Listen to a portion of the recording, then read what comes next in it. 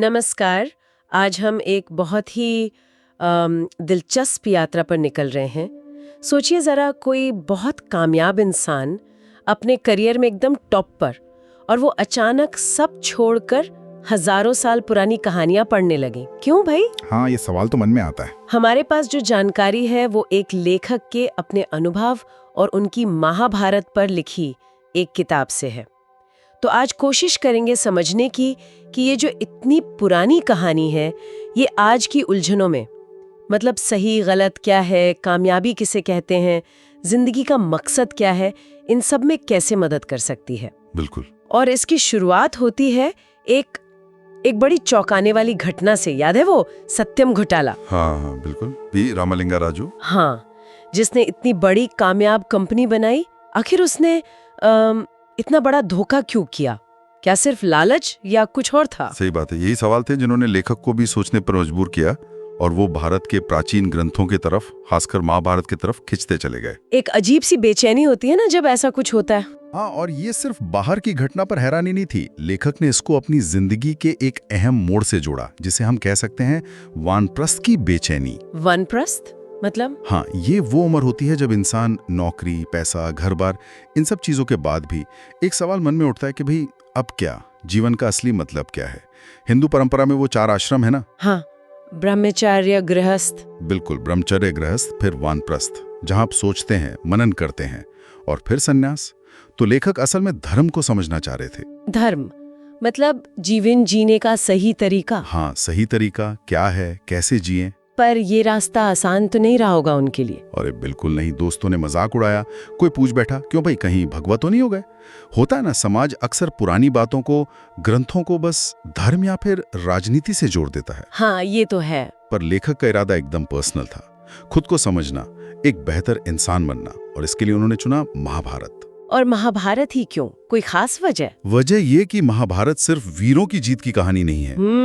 ये कहानी है उनके अंदर के संघर्ष की, उनकी नैतिक दुविधाओं की, उनकी कमजोरियों की। कौन सही है, कौन गलत है, इसके बीच वो कैसे जूझते हैं। मतलब इसके किरदार सुपर हीरो टाइप नहीं है? बिल्कुल नहीं, बिल्कुल हम जैसे, आप जैसे इंसान गलतियां करते हैं, उलझते हैं, सीखते हैं। तो चलिए फिर महाभारत की दुनिया में थोड़ा और अंदर चलते हैं। ये सिर्फ एक लड़ाई की कहानी नहीं है, ये धर्म की पहेली है। सही कहा। और धर्म मतलब सिर्फ वो नहीं, पूजा पाठ या नियम नहीं। धर्म वो बैलेंस है, वो संतुलन जो इंसान को, समाज को और पूरी कायनात को बनाए रखता है। कहानी का एक बहुत बड़ा मोड़ आता है वो चौसर के खेल से, जहां पांडवों को धोखे से हराया जाता है ना? हाँ, बिल्कुल। और सोचिए, उस खेल में युधिष्ठिर, जिन्हें धर्मराज कहते हैं, वो अपना सब कुछ हार जाते हैं। राजपाट, भाई, पत्नी द्रौपदी, यहाँ तक कि खुद को भी। और भरी सभा में द्रौपदी का अपमान होता है। जी, वो घटना तो महाभारत के बिल्कुल केंद्र में है। वो धर्म की बुनियाद पर ही सवाल उठा देती है कि ये कैसा धर्म है, और यहाँ कोई सीधा आसान जवाब नहीं है। अच्छा। हाँ, खुद युधिष्ठिर कहते हैं कि धर्म का सच तो जैसे किसी गुफा में छिपा है। मतलब तर्क, लॉजिक हमेशा काम नहीं आता। आप अलग अलग ग्रंथ पढ़ेंगे, उनमें भी कभी कभी विरोधाभास मिलेगा। कोई एक ऋषि ऐसा नहीं जो कहे कि हाँ मुझे सब पता है। और युधिष्ठिर खुद भी तो कोई एकदम परफेक्ट हीरो नहीं है। अरे बिल्कुल नहीं। उनमें लत थी जुए की। वो युद्ध नहीं करना चाहते थे, वो हारते हैं और जीतने के लिए देखिए धोखा भी देते हैं। हाँ, वो द्रोणा वाली घटना। हाँ। जब उन्होंने अश्वत्थामा की मौत की झूठी खबर दी थी। बिल्कुल, जिसके बाद कहते हैं उनका रथ जमीन पर आ गया। तो यही कमजोरियां हैं जो उन्हें इतना मानवीय बनाती हैं, असली इंसान। और सोचिए, कुरुक्षेत्र का इतना बड़ा युद्ध जीत लिया, सब कुछ हासिल कर लिया, लेकिन वो खुश नहीं है। नहीं है, बिल्कुल नहीं। वो गहरे दुख में है, अपराध बोध में है। कहते हैं ये जीत मुझे हार जैसी लग रही है। क्या मतलब फिर ऐसी जीत का? यही तो महाभारत की खासियत है, उसकी गहराई। वो दिखाती है कि दुनिया कई बार बड़ी बेतुकी लग सकती है, एब्सर्ड जिसे कहते हैं। समय है, काल जो हमें सबको जैसे पका रहा है। सफलता वो तो आती जाती रहती है, बड़े बड़े नायक भी गलतियां करते हैं। तो सवाल उठता है कि क्या ऐसे में अच्छा बने रहना, सही रास्ते पर चलना मुमकिन भी है? और लेखक को युधिष्ठिर के इसी दुख में, जीत के बाद के खालीपन में, अपनी वो वानप्रस्थ वाली उदासी दिखी। हाँ बिल्कुल। सालों की मेहनत, कंपटीशन, जीत, और फिर भी अंदर एक खालीपन का एहसास। शायद हम सब कभी ना कभी जिंदगी में ऐसा महसूस करते हैं, है ना? हाँ, करते तो है। और महाभारत का हर पात्र जैसे एक आईना है। दुर्योधन को देखो, उसकी वो जिद, वो जलन, अर्जुन का युद्ध से ठीक पहले का वो डर, वो उलझन, भीष्म का वो धर्म संकट, कर्तव्य निभा रहे हैं पर गलत का साथ देकर, कर्ण की अपनी पहचान की वो तड़प, अश्वत्थामा का वो भयानक बदला, और युधिष्ठिर का वो पछतावा। ये सब हमें दिखाते हैं कि सही गलत कितना मिला जुला हो सकता है, जिंदगी कितनी कॉम्प्लिकेटेड हो सकती है। सही कहा। और ये सिर्फ पर्सनल मोरालिटी की बात नहीं है। महाभारत राजनीति, शासन, इन मुश्किल सवालों से भी जूझती है। राजा का धर्म क्या है? क्या पावर में रहकर पूरी तरह ईमानदार रहा जा सकता है? मुश्किल सवाल है। बिल्कुल। और महाभारत कोई एक आइडियोलॉजी को सही नहीं ठहराती, वो एक प्रैक्टिकल रास्ते की बात करती है, संतुलन की।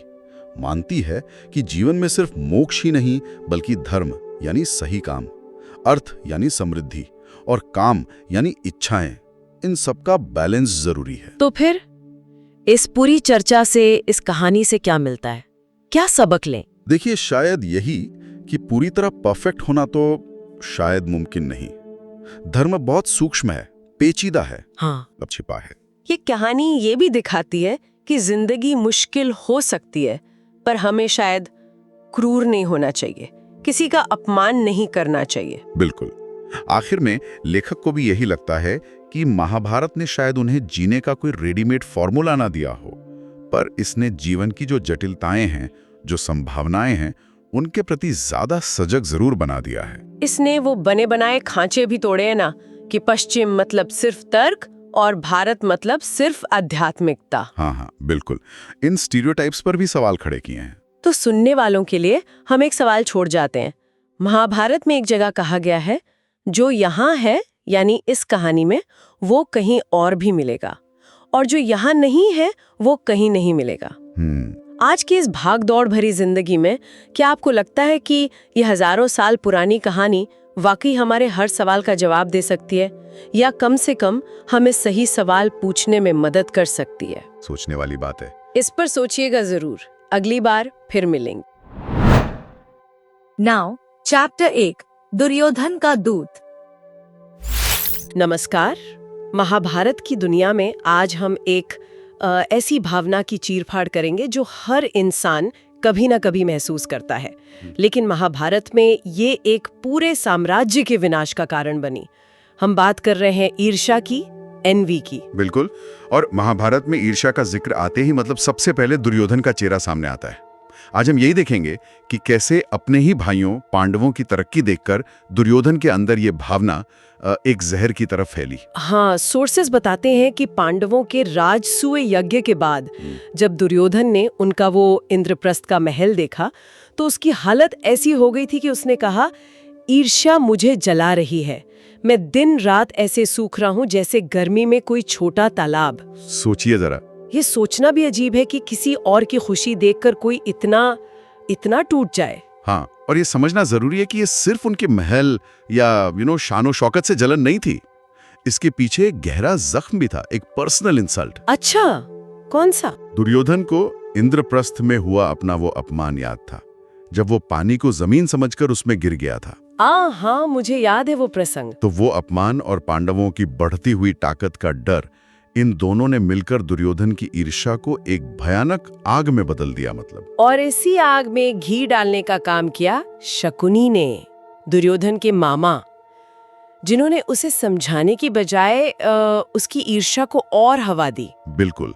ये सिर्फ दिलासा नहीं था, ये एक सोची समझी चाल थी, चौसर का खेल, द गेम ऑफ डाइस। अच्छा, मतलब प्लान था पूरा। हाँ, शकुनी जानता था कि युधिष्ठिर खेलने के शौकीन हैं, पर उतने कुशल नहीं हैं, और सबसे बड़ी बात, वो चुनौती को मना नहीं कर पाएंगे। ये एक तरह का जाल बिछाया गया। और इस जाल को अमल में लाने के लिए दुर्योधन अपने पिता धृतराष्ट्र के पास गया। हाँ, और देखिए, धृतराष्ट्र ने पहले तो कोशिश की, धर्म और संतोष का पाठ पढ़ाया, कहा तुम राजकुमार हो, तुम्हें युधिष्ठिर से जलने की क्या जरूरत, भाई जो मिला है उसमें खुश रहो। लेकिन दुर्योधन माना नहीं। कहाँ मानने वाला था, उसने ईर्ष्या को ही जैसे सही ठहरा दिया। उसने कहा, असंतोष ही तो तरक्की की जड़ है, एक योद्धा को कभी संतुष्ट नहीं होना चाहिए। क्या तर्क दिया। हाँ, और आखिरकार बेटे के लिए पिता का मोह, वो जीत गया, धृतराष्ट्र मान गए। फिर युधिष्ठिर को न्योता भेजा गया और कहते हैं कि युधिष्ठिर को खतरे का अंदाजा हो गया था। हाँ, वो जानते थे कि शकुनी सीधा खिलाड़ी नहीं है, धोखेबाज है। फिर भी वो गए खेलने, क्यों? कई वजह थी। एक तो पिता समान चाचा धृतराष्ट्र का आदेश था। दूसरा, उनका अपना वचन कि वो किसी चुनौती को मना नहीं करेंगे। और कुछ लोग ये भी मानते हैं कि राजसूय यज्ञ के बाद ये खेल एक तरह की रस्म या ट्रेडिशन का हिस्सा भी था। पर हाँ, मन में आशंका जरूर थी। और फिर वो विनाशकारी खेल शुरू हुआ। बिल्कुल। शकुनी के धोखे भरे पासों के आगे युधिष्ठिर, जो शायद कुछ हद तक इस खेल की लत के भी शिकार थे, वो एक एक करके सब कुछ हारते गए। सब कुछ मतलब? सब कुछ, दौलत, राजपाट, अपने भाई, खुद को, और अंत में अपनी पत्नी द्रौपदी तक को दांव पर लगा दिया। ओह! हर चाल के बाद शकुनी चीखता, जीता, और कौरवों के खेमे में जश्न होता, जबकि भरी सभा में सन्नाटा पसर जाता। किसी की हिम्मत नहीं हुई कि युधिष्ठिर को रोके। सोचिए उस वक्त क्या माहौल रहा होगा। ये सिर्फ पासे का खेल नहीं था, ये तो ईर्ष्या, महत्वाकांक्षा, छल और एक धर्मराज के लाचारी का भयानक तमाशा था। सही कहा। और दुर्योधन ने इसे सही ठहराने के लिए क्या कहा? उसने इसे क्षत्रिय धर्म बताया। हाँ, कि दुश्मन को किसी भी तरह हराओ, उसे बढ़ने से पहले कुचल दो। इसे मत्स्य न्याय भी कहते हैं। जंगल का कानून, बड़ी मछली छोटी को खा जाती है। कितना भयानक जस्टिफिकेशन है। महाभारत ईर्ष्या को एक सनातन बीमारी कहता है, एक ऐसी बीमारी जो हमेशा से है और इंसान को अंदर ही अंदर खा जाती है। और दुर्योधन के साथ बिल्कुल यही हुआ। मतलब फिजिकली भी? हाँ, ग्रंथ बताते हैं कि वो पीला पड़ गया, उसकी सेहत गिरने लगी, वो सूखने लगा, जैसा उसने खुद कहा था। ये दिखाता है कि ईर्ष्या सिर्फ मन को नहीं, तन को भी बीमार करती है। आज की भाषा में कहें तो ये स्ट्रेस और नेगेटिव भावनाओं का बॉडी पर असर है। लेकिन कहानी इतनी सीधी भी नहीं है, हैं? दुर्योधन सिर्फ ईर्ष्या का पुतला नहीं था। नहीं, बिल्कुल नहीं। उसमें अपनी तरह की वीरता और एक तरह का हठ भी था। वो आखिर तक अपनी बात पर अड़ा रहा। बिल्कुल। मरते समय भी उसने पांडवों की जीत का श्रेय कृष्ण के छल को दिया और बिना किसी पछतावे के दुनिया से गया। ये उसके कैरेक्टर की कॉम्प्लेक्सिटी दिखाता है। वो बुरा था पर कायर नहीं था। सही बात है। तो दुर्योधन की कहानी हमें एक तरह से आईना दिखाती है। ईर्ष्या, जलन हम सब कभी ना कभी महसूस करते हैं ना। हाँ, शायद ही कोई बच पाता हो। किसी दोस्त की तरक्की देखकर, किसी रिश्तेदार की खुशी देखकर एक पल को ही सही मन में कुछ तो उठता है। सवाल यह है कि हम उस भावना का करते क्या हैं? क्या हम दुर्योधन की तरह उसे विनाश का हथियार बनने देते हैं? या फिर जैसा दुर्योधन ने दावा किया था, क्या ये असंतोष और दूसरों को देखकर आगे बढ़ने की चाह, क्या ये हमें बेहतर बनने की प्रेरणा भी दे सकती है? ये बड़ा सवाल है। महाभारत इसका कोई सीधा जवाब नहीं देता। ये बस दिखाता है कि एक भावना कैसे जिंदगियां बदल सकती है, रिश्ते तोड़ सकती है और इतिहास लिख सकती है। ये सोचने पर मजबूर करता है, जब अगली बार किसी और की सफलता पर नजर पड़े तो हमारे अंदर क्या जागेगा, दुर्योधन या कुछ और? नाउ चैप्टर 2, द्रौपदी का साहस। नमस्कार। आज हम महाभारत के एक ऐसे पल पर बात कर रहे हैं जो सच में झकझोर देता है। द्रौपदी का वो अपमान भरी सभा में और उनके वो सवाल जिसने धर्म और न्याय पर ही उंगली उठा दी। हमारे पास जो स्रोत हैं, द्रौपदी का साहस और धर्म का मर्म, इसी पर रोशनी डालते हैं। बिल्कुल। कहानी शुरू होती है जैसा हम सब जानते हैं, चौसर के उस खेल से। युधिष्ठिर सब हार जाते हैं, अपना राजपाट, भाई, खुद को और आखिर में द्रौपदी को भी। और फिर दुर्योधन का वो आदेश कि द्रौपदी को दासी बनाकर सभा में लाओ।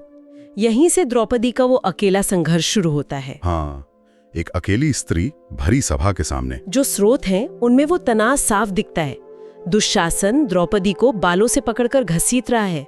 सोचिए वो मंजर, और द्रौपदी की वो आवाज, ये मेरा एकमात्र वस्त्र है, मैं रजस्वला हूँ। मतलब वो उस समय मासिक धर्म की स्थिति में थी, जिसे तब अपवित्र मानते थे। सभा में ऐसे लाना और भी ज्यादा अपमानजनक था। और दुशासन का जवाब कितना क्रूर।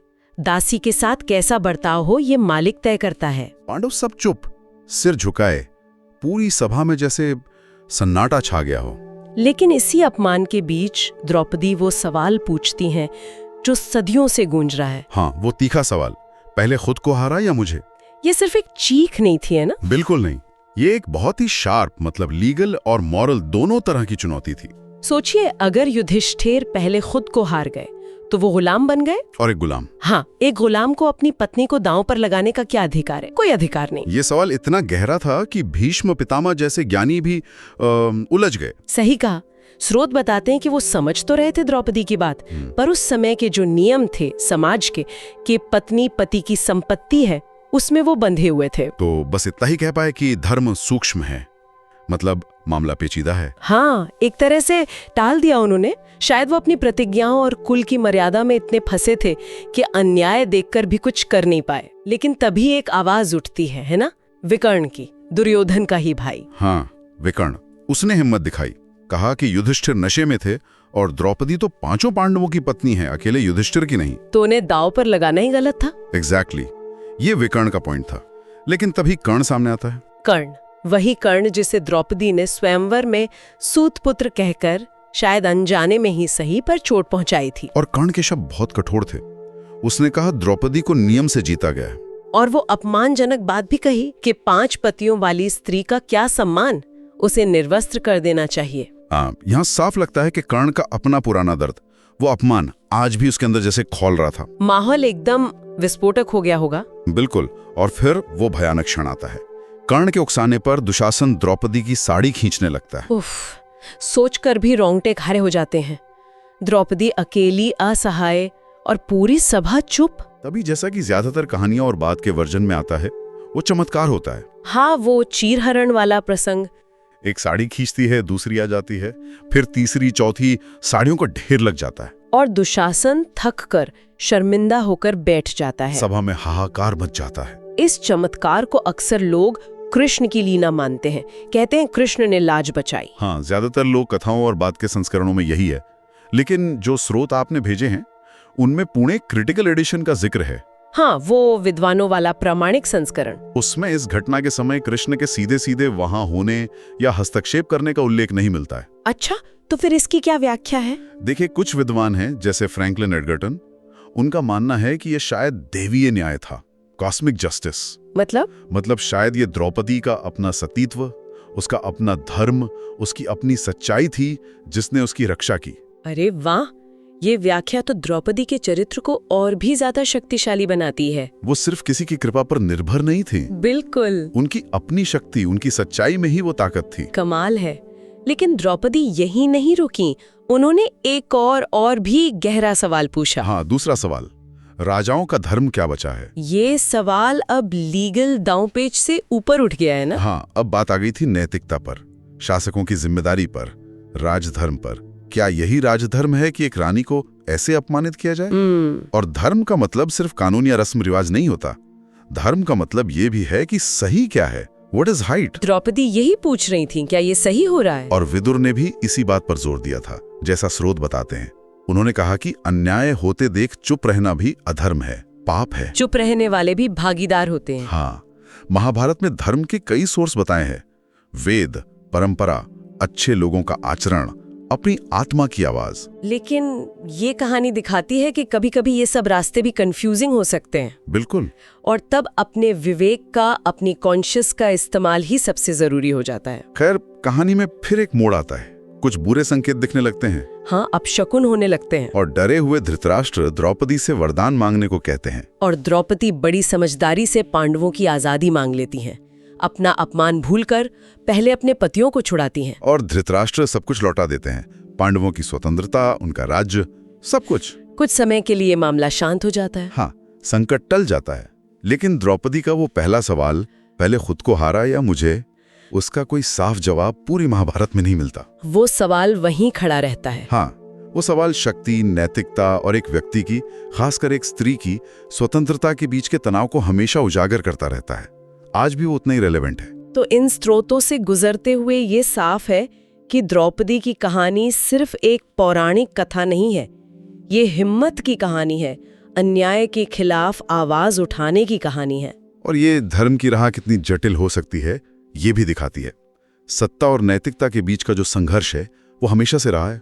बिल्कुल। और आखिर में एक बात सोचने के लिए छोड़ जाते हैं, जो इन्हीं स्रोतों से निकलती है। हमने देखा कि कैसे भीष्म जैसे ज्ञानी और शक्तिशाली व्यक्ति भी अपने समय की सोच, उन सामाजिक बंधनों से पूरी तरह मुक्त नहीं हो पाए। आज अगर हम अपने आसपास देखें तो कितनी बार ऐसा होता है कि समाज की मान्यताएं या जो अनकहे नियम हैं वो हमें रोक देते हैं। हाँ, वो करने से जो शायद हमें अंदर से सही लगता है, न्यायपूर्ण लगता है। बिल्कुल, खासकर जब हम द्रौपदी के सवालों जैसे मुश्किल सवालों का सामना करते हैं तो ये सवाल आज भी हमें सोचने पर मजबूर करते हैं कि हम कहाँ खड़े हैं। नाउ चैप्टर 3 युधिष्ठिर का कर्तव्य। नमस्कार। आज हम एक बहुत ही दिलचस्प कहानी और उसके गहरे सवालों में उतर रहे हैं। हमारे पास स्रोत है धर्म की पेचीदगी, युधिष्ठिर की कर्तव्य यात्रा। सोचिए, पांडव चौसर में सब हार चुके हैं, 13 साल का वनवास, जंगल में हैं युधिष्ठिर, उनके भाई और पत्नी द्रौपदी। मुश्किलें ही मुश्किलें। और द्रौपदी, वो अपने पति को देख रही हैं जो कभी रेशम के बिस्तरों पर सोते थे, शाही पकवान खाते थे। आज वही पति धूल मिट्टी में सने, पेड़ की छाल पहने जमीन पर सो रहे हैं, जंगली फल खा रहे हैं। उनका दिल एकदम टूट जाता है और वो युधिष्ठिर से एक सीधा सवाल पूछती हैं, आप इतने अच्छे हैं, इतने धर्मी, फिर ये कष्ट क्यों? आपका धर्म आपको बचाता क्यों नहीं? ये सवाल आज भी कितना मौजू है ना? बिल्कुल, ये सवाल तो हर उस इंसान के मन में आता है जो ईमानदारी से जीने की कोशिश करता और फिर भी मुश्किलें झेलता है। हाँ, तो द्रौपदी की बात सीधी है, हम अच्छे लोग दुख में हैं और वो कौरव जिन्होंने धोखा दिया वो महलों में मजे कर रहे हैं। ये कैसा इंसाफ है? क्या फायदा इस धर्म का? वो कहती हैं, अब बहुत हुआ, बदला लीजिए, आप क्षत्रिय हैं, गुस्सा क्यों नहीं आता? यहां सवाल उठता है, क्या ताकत ही सब कुछ है? और देखिए युधिष्ठिर का पहला जवाब बड़ा सीधा पर गहरा। हाँ, क्या कहते हैं वो कहते हैं, मैं अच्छे काम इनाम के लिए नहीं करता, मैं इसीलिए करता हूँ क्योंकि मुझे करना चाहिए, ये मेरा कर्तव्य है। मतलब फल की चिंता नहीं, बस सही काम करना है। बिल्कुल, ड्यूटी फॉर ड्यूटी सेक जिसे कहते हैं, कर्तव्य के लिए कर्तव्य। यहाँ नियत, आपका इरादा, वो ज्यादा जरूरी है नतीजे से। अच्छा, ये सिर्फ बाहर से अच्छा दिखना नहीं, अंदर से सही होना है। जैसे वो सीईओ वाला उदाहरण है स्रोत में। हाँ, वो जिसने रिश्वत नहीं दी। बिल्कुल, कंपनी डूबने का खतरा, सैकड़ों नौकरियां जाने का डर, पर उसने कहा मेरे पास कोई और रास्ता ही नहीं था, मतलब सही काम करना ही एकमात्र विकल्प था। पर क्या ये जवाब काफी है, खासकर जब आप खुद तकलीफ में हों? द्रौपदी तो नहीं मानी इस जवाब से। नहीं, बिल्कुल नहीं। उन्हें ये शायद सिर्फ किताबी बातें लगीं, तो युधिष्ठिर को और सोचना पड़ा। फिर वो दूसरे तर्क देते हैं। जैसे? पहला थोड़ा धार्मिक तर्क कि अच्छे कर्म करोगे तो स्वर्ग मिलेगा। अब देखिए, यहाँ नतीजे की बात आ गई। हाँ, ये पहले वाले जवाब से थोड़ा अलग है, अब फल की उम्मीद है। सही कहा। दूसरा तर्क है कर्म का नियम, मतलब आज नहीं तो कल, इस जन्म में या अगले में कर्मों का फल तो मिलेगा ही, जैसा बोगे वैसा काटोगे। कर्मा? हाँ, कर्मा। और तीसरा, जो शायद सबसे प्रैक्टिकल है, वो है समाज की जरूरत। वो कहते हैं कि धर्म समाज के लिए एक नाव की तरह है। अगर लोग सच बोलना, वादा निभाना, भरोसा करना छोड़ दें तो सब ढह जाएगा, कोई व्यवस्था ही नहीं बचेगी। बिल्कुल, समाज चलेगा ही नहीं। इसलिए समाज को चलाने के लिए धर्म जरूरी है।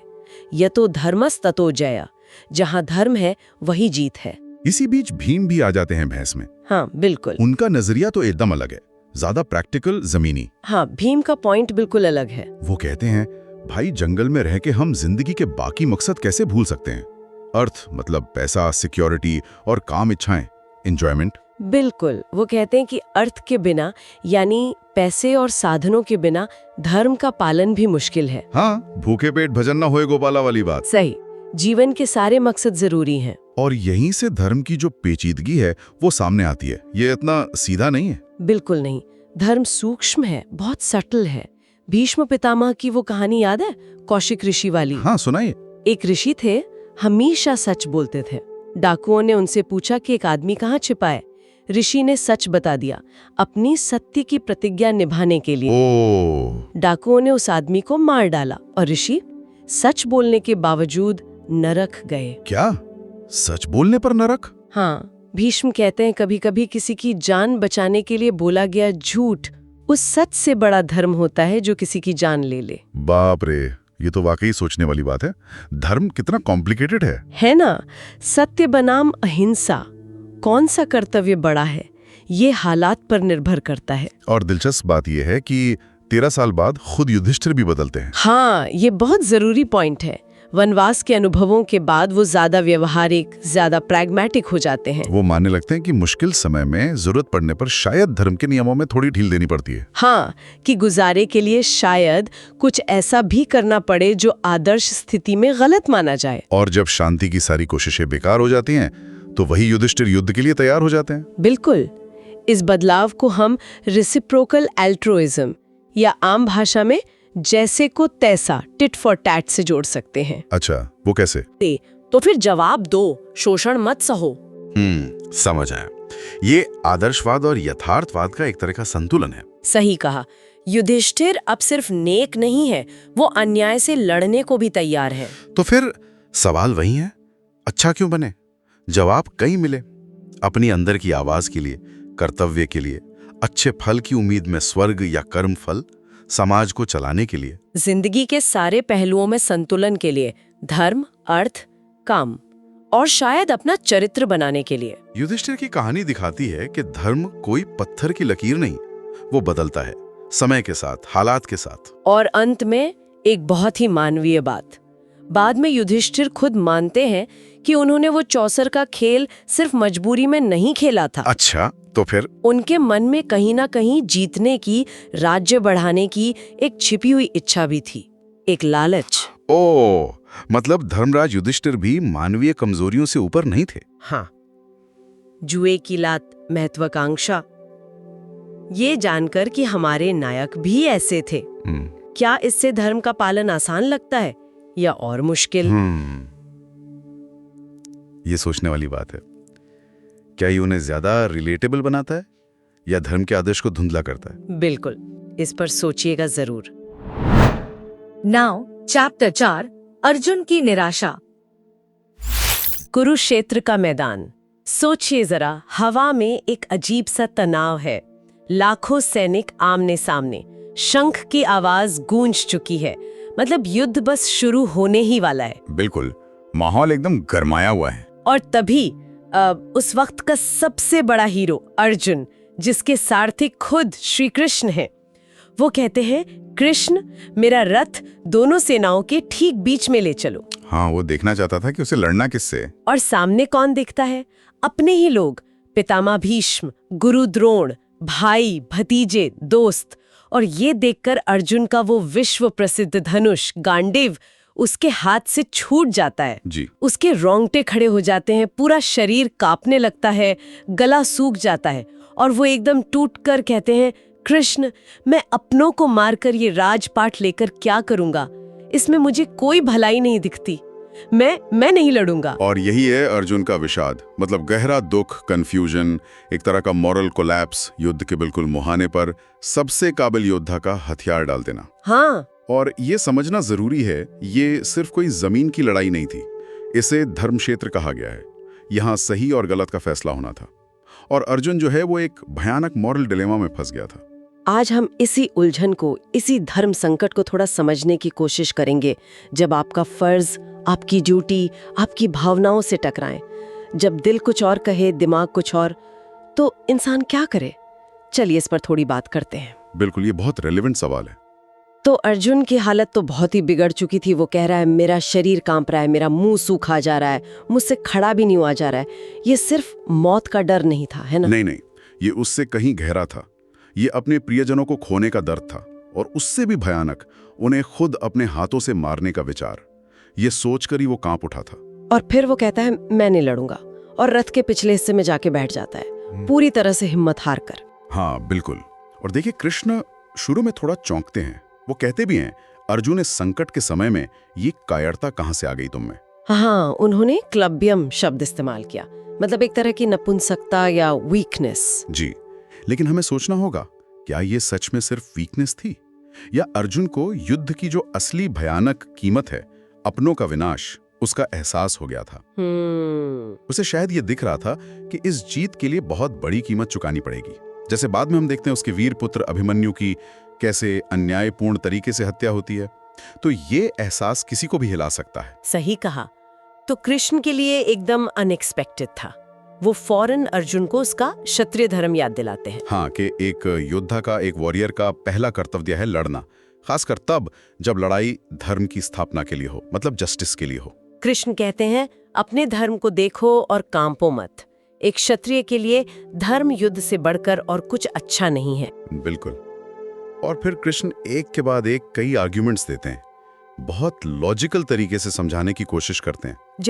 जैसे वो कहते हैं, देखो अगर तुम मारे गए तो सीधे स्वर्ग जाओगे, और अगर जीत गए तो पृथ्वी का राज भोगोगे। दोनों ही सूरतों में तुम्हारा फायदा है। अच्छा, ये तो हुआ प्रैक्टिकल आर्ग्यूमेंट। हाँ, फिर वो और गहरी फिलॉसफी पर आते हैं। वो आत्मा की अमरता की बात करते हैं। कहते हैं आत्मा ना कभी मरती है ना जन्म लेती है, ये तो बस शरीर बदलती है, जैसे हम पुराने कपड़े बदलते हैं। मतलब मारने वाला और मरने वाला असल में कोई है ही नहीं। कृष्ण के अनुसार हाँ। वो कहते हैं इसलिए शोक करना व्यर्थ है। उनका पॉइंट ये था कि अर्जुन जो सामने दिख रहा है विनाश, उससे ऊपर उठकर सोचे, गेट अ बिगर पर्सपेक्टिव। और फिर आता है गीता का वो सबसे मशहूर कॉन्सेप्ट, निष्काम कर्म। जी हाँ, कर्मण्यवाधिकारस्ते मा फलेषु कदाचन। इसका मतलब क्या है आसान शब्दों में? इसका सीधा सा मतलब है कि तुम्हारा अधिकार, तुम्हारा कंट्रोल सिर्फ अपने कर्म पर है, अपने एक्शन पर है। उसके नतीजे पर, उसके फल पर तुम्हारा कोई अधिकार या कंट्रोल नहीं है। तो focus on the action, not the result. Exactly. Krishna का पॉइंट ये था कि अगर अर्जुन बिना किसी पर्सनल फायदे की इच्छा के, मतलब ना राज चाहिए ना नाम चाहिए, सिर्फ अपनी ड्यूटी समझकर लड़ेगा। और ड्यूटी क्या थी? ड्यूटी थी अधर्म को रोकना, न्याय की स्थापना करना। तो अगर वो इस भावना से लड़ेगा तो उसे कोई पाप नहीं लगेगा। ये एक बहुत बड़ा पर्सपेक्टिव शिफ्ट था। लड़ाई को पर्सनल ग्रज से हटाकर एक बड़ी कॉस्मिक ड्यूटी की तरह देखना। ये समझना तो आसान नहीं रहा होगा अर्जुन के लिए, क्योंकि यही तो असली धर्म संकट है। एक तरफ है उसकी ड्यूटी, उसका क्षत्रिय धर्म, न्याय के लिए लड़ने का फर्ज, और दूसरी तरफ है उसकी अपनी अंतरात्मा, उसका कॉन्शियंस, जो चीख चीख कर कह रहा है कि अपने दादा, अपने गुरु, अपने रिश्तेदारों को मारना महापाप है, ये गलत है। बिल्कुल सही, यही है धर्म संकट। एक ऐसी मुश्किल सिचुएशन जहां आपको लगे कि दोनों ही रास्ते गलत हैं, या कम से कम दोनों में ही बहुत दर्द है। जैसे कभी कभी हमारी अपनी जिंदगी में होता है ना। बिल्कुल, रोजमर्रा की जिंदगी में भी ऐसे मोड़ आते हैं। मान लीजिए सच बोलने से किसी अपने का दिल दुखेगा और झूठ बोलने से रिश्ता शायद बच जाए, पर आप अपनी नजर में गिर जाएं। क्या चुने? हाँ, कोई आसान जवाब नहीं होता। अर्जुन के लिए भी नहीं था। लड़े तो भयानक हिंसा और अपनों की मौत, न लड़े तो अधर्म जीत जाएगा और उसका अपना हक भी मारा जाएगा। जी। तो जब शब्द, तर्क, फिलॉसफी, जब ये सब अर्जुन का मन नहीं बदल पाए, तब कृष्ण ने वो किया जो अकल्पनीय है। उन्होंने अपना विराट रूप दिखाया। ओहो, वो विश्वरूप दर्शन। हाँ। उसके बारे में क्या कहा जाता है? कैसा था वो? और कल्पना करना भी मुश्किल है। ग्रंथों में लिखा है जैसे हजारों सूरज एक साथ चमक उठे हों। पूरा ब्रह्मांड, भूत, भविष्य, वर्तमान, देवी देवता, सब कुछ कृष्ण के उस रूप में दिख रहा था। अर्जुन ने ऐसा रूप पहले कभी नहीं देखा था। वो डर और आश्चर्य से कांप उठा। सोचकर ही रोंगटे खड़े हो जाते हैं। और उस विराट रूप में कृष्ण क्या कहते हैं? वो कहते हैं, अर्जुन, मैं ही बड़ा हुआ काल हूं, समय हूं, लोगों का नाश करने वाला। ये जितने योद्धा तुम्हें दिख रहे हैं, ये सब असल में मेरे द्वारा पहले ही मारे जा चुके हैं। पहले ही मारे जा चुके हैं? मतलब डेस्टिनी अपना काम कर चुकी है। कृष्ण कहते हैं, तुम तो बस निमित्त मात्र बनो, एक इंस्ट्रूमेंट बनो इस बड़े डिवाइन प्लान में। वाओ, इस एक्सपीरियंस ने तो अर्जुन को बिल्कुल हिलाकर रख दिया होगा। बिल्कुल। उसे समझ आया कि उसकी ये लड़ाई, उसकी ये ड्यूटी किसी बहुत बड़ी कॉस्मिक सच्चाई का हिस्सा है। ये सिर्फ उसकी पर्सनल लड़ाई नहीं है। लेकिन सबसे ज्यादा इंटरेस्टिंग बात क्या है पता है? क्या? इस पर अच्छी तरह सोच विचार कर लो, फिर जैसी तुम्हारी इच्छा हो वैसा करो। सोचिए, भगवान ने भी उसे चुनने की आजादी दी। चॉइस, ये कितनी बड़ी बात है, कोई जबरदस्ती नहीं। बिल्कुल।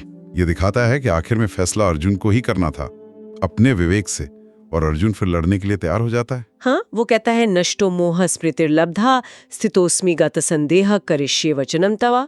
मेरा मोह नष्ट हो गया, मुझे स्मृति वापस मिल गई है, मेरे संदेह दूर हो गए हैं, मैं आपकी आज्ञा का पालन करूंगा। लेकिन सवाल यह है कि क्या उसका वो संदेह, वो हिचकिचाहट पूरी तरह मिट गई थी? शायद नहीं। ऐसा क्यों लगता है? क्योंकि युद्ध के दौरान भी जब उसे अपने प्यारे दादा भीष्म पितामह पर बाण चलाना पड़ता है तो वो फिर से हिचकिचाता है, फिर से दुखी होता है। ये दिखाता है कि ये फैसला कितना मुश्किल था और इसकी इमोशनल कीमत कितनी भारी थी। हाँ, तो खैर अर्जुन लड़ा, महाभारत का युद्ध हुआ और जैसा अर्जुन ने शुरू में ही डर जताया था, भयानक विनाश हुआ। बहुत ज्यादा विनाश। कहते हैं कि युद्ध के अंत में पांडवों की तरफ सिर्फ 7 और कौरवों की तरफ सिर्फ 4 लोग बचे थे बस। और खुद युधिष्ठिर, जो धर्मराज कहलाते थे, उन्होंने युद्ध के बाद कहा था, इस युद्ध में जीत किसी की नहीं हुई, कोई विजेता नहीं है। तो यहाँ हमारे लिए सोचने की बात यह है, अर्जुन की जो शुरुआती हिचकिचाहट थी, उसका जो विषाद था, क्या वो सिर्फ एक योद्धा की कमजोरी थी जैसा कृष्ण ने शुरू में कहा, या फिर वो उसकी गहरी इंसानियत, उसकी नैतिकता का सबूत था कि वो हिंसा की असली कीमत को समझ रहा था? क्या अपना सही फर्ज निभाना हमेशा आसान होता है या खुशी देने वाला होता है? शायद नहीं। ये सवाल तो शायद हम सब के लिए है, कभी ना कभी जिंदगी में आता है। जब हमारे सामने ऐसे मुश्किल चुनाव आते हैं जहां कोई भी रास्ता आसान ना हो, जहां दोनों तरफ दर्द हो, तब हम अपने लिए सही रास्ता, अपना धर्म कैसे चुनते हैं? ये एक ऐसा सवाल है जिसका जवाब हर किसी को अपने अंदर खोजना पड़ता है। बिल्कुल। तो इस पर सोचिएगा जरूर। नाउ चैप्टर 5, भीष्म की निस्वार्थता। सोचिए, महाभारत का युद्ध चल रहा है, 10वां दिन है। कुरुक्षेत्र की वो जमीन और तीरों की एक सेज बनी है, उस पे लेटे हैं एक महान योद्धा। ये थे भीष्म पितामह। क्या किरदार है। बिल्कुल। तो आज हम महाभारत के इसी शानदार लेकिन हाँ थोड़े उलझे हुए किरदार भीष्म और भगवद गीता के एक बहुत गहरे आइडिया, निष्काम कर्म, इस पे बात करेंगे। हाँ, मतलब कि बिना फल की इच्छा के कर्म करना, ये सुनने में जितना आसान लगता है उतना है नहीं। सही बात है। तो समझेंगे कि ये है क्या असल में, और भीष्म की जो कहानी है, उनकी लाइफ, वो हमें इसके बारे में क्या सिखाती है, और ये भी कि क्या हमेशा सेल्फलेसनेस, मतलब निस्वार्थ होना ही सही रास्ता है। चलिए इस गुत्थी को जरा सुलझाते हैं आज। देखिए, गीता का जो सार है वो एक तरह से इसी लाइन में है, कर्मण्येवाधिकारस्ते मा फलेषु कदाचन। हाँ, ये श्लोक तो बहुत सुना है। बिल्कुल। इसका सीधा मतलब है कि देखो, तुम्हारा अधिकार, तुम्हारा कंट्रोल, वो सिर्फ कर्म करने पर है, उसके फल पर, उसके रिजल्ट पर तुम्हारा कोई बस नहीं है। अच्छा। तो आसान भाषा में कहें तो भाई, अपना काम करो पूरी लगन से, पूरी ईमानदारी से। ये मत सोचो कि इसका नतीजा क्या होगा या मुझे क्या मिलेगा। और ये कुछ ना करने से तो कहीं बेहतर है ये काम छोड़ना नहीं है, बल्कि दुनिया में रहते हुए अपने अंदर का जो नजरिया है उसे बदलना है। अच्छा, मतलब एटीट्यूड शिफ्ट है ये। एग्जैक्टली। गीता में इसे कर्म योग कहा गया है, मतलब कर्म के जरिए ही जुड़ने का, मुक्ति पाने का एक रास्ता। और भीष्म, कमाल का कैरेक्टर। उनका असली नाम तो देवव्रत था। सोचिए जरा, एक राजकुमार जो राजा बन सकता था। हाँ, राइटफुल एयर थे वो। पर अपने पिता शांतनु, उनकी खुशी के लिए उन्होंने न सिर्फ वो राजगद्दी छोड़ी, बल्कि कभी शादी न करने की एक, मतलब बहुत भयानक प्रतिज्ञा ली। हाँ, भीष्म प्रतिज्ञा, इसीलिए तो नाम भीष्म पड़ा। एग्जैक्टली। क्यों ली? कहते फ्यूचर में राजपाट के लिए कोई फाइट ही ना हो, कोई झगड़ा ना हो। कितना बड़ा त्याग। बहुत बड़ा। और फिर पूरी जिंदगी उन्होंने अपनी सौतेली माँ सत्यवती के बच्चों, फिर उनके बच्चों, उनके लिए वो राजपाट संभाला, बिना किसी पर्सनल गेन के, बस अपना कर्तव्य, अपनी ड्यूटी समझकर। ड्यूटी के प्रति ये निष्ठा तो कमाल की थी। लेकिन कहानी में जो असली मोड़ आता है, जो ट्विस्ट आता है, वो युद्ध के समय है। हाँ, कुरुक्षेत्र में भीष्म को लड़ना पड़ा कौरवों की तरफ से। मजबूरी थी, क्योंकि वो सिंहासन के प्रति वचनबद्ध थे, लॉयल थे। भले ही दिल पांडवों के साथ था। बिल्कुल, यही तो धर्म संकट था उनके जीवन का सबसे बड़ा। मतलब दो सही चीजों के बीच में चुनना कितना मुश्किल होता है। वो कौरवों के सेनापति बने और पांडवों के लिए तो वो मतलब ऑलमोस्ट अजेय थे। हाँ, उनको हराना नामुमकिन सा लग रहा था। तो पांडवों ने क्या किया, उन्होंने भीष्म से ही पूछा कि आपको कैसे हराया जा सकता है। अरे खुद उन्हीं से। हाँ, और भीष्म ने अपनी मृत्यु का उपाय खुद ही बता दिया। उन्होंने कहा कि वो किसी स्त्री पर या ऐसे इंसान पर हथियार नहीं उठाएंगे जो कभी स्त्री रहा हो, ये उनकी अपनी एक और प्रतिज्ञा थी। और यहीं पे स्टोरी में आते हैं शिखंडी। बिल्कुल, जो पिछले जन्म में स्त्री थे, अंबा, और इस जन्म में पुरुष। तो युद्ध के मैदान में अर्जुन ने क्या किया? शिखंडी को आगे कर दिए, एक ढाल की तरह। हाँ, और जैसे ही भीष्म ने शिखंडी को सामने देखा, उन्होंने अपने हथियार नीचे रख दिए।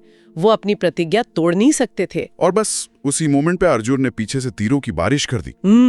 भीष्म रथ से गिरे, पर जमीन पर नहीं, तीरों की उस सेज पर जो अर्जुन के बाणों से ही बनी थी। कितना दर्दनाक सीन रहा होगा वो। और बिल्कुल, और बाद में अर्जुन ने ही तीरों का तकिया बनाया उनके सिर के नीचे, और प्यास लगने पर तीर मारकर धरती से पानी की धार निकाली उनके लिए। और अपनी इच्छा मृत्यु के वरदान की वजह से वो उसी हाल में तीरों की सेज पर जीवित रहे, युद्ध खत्म होने के बाद तक।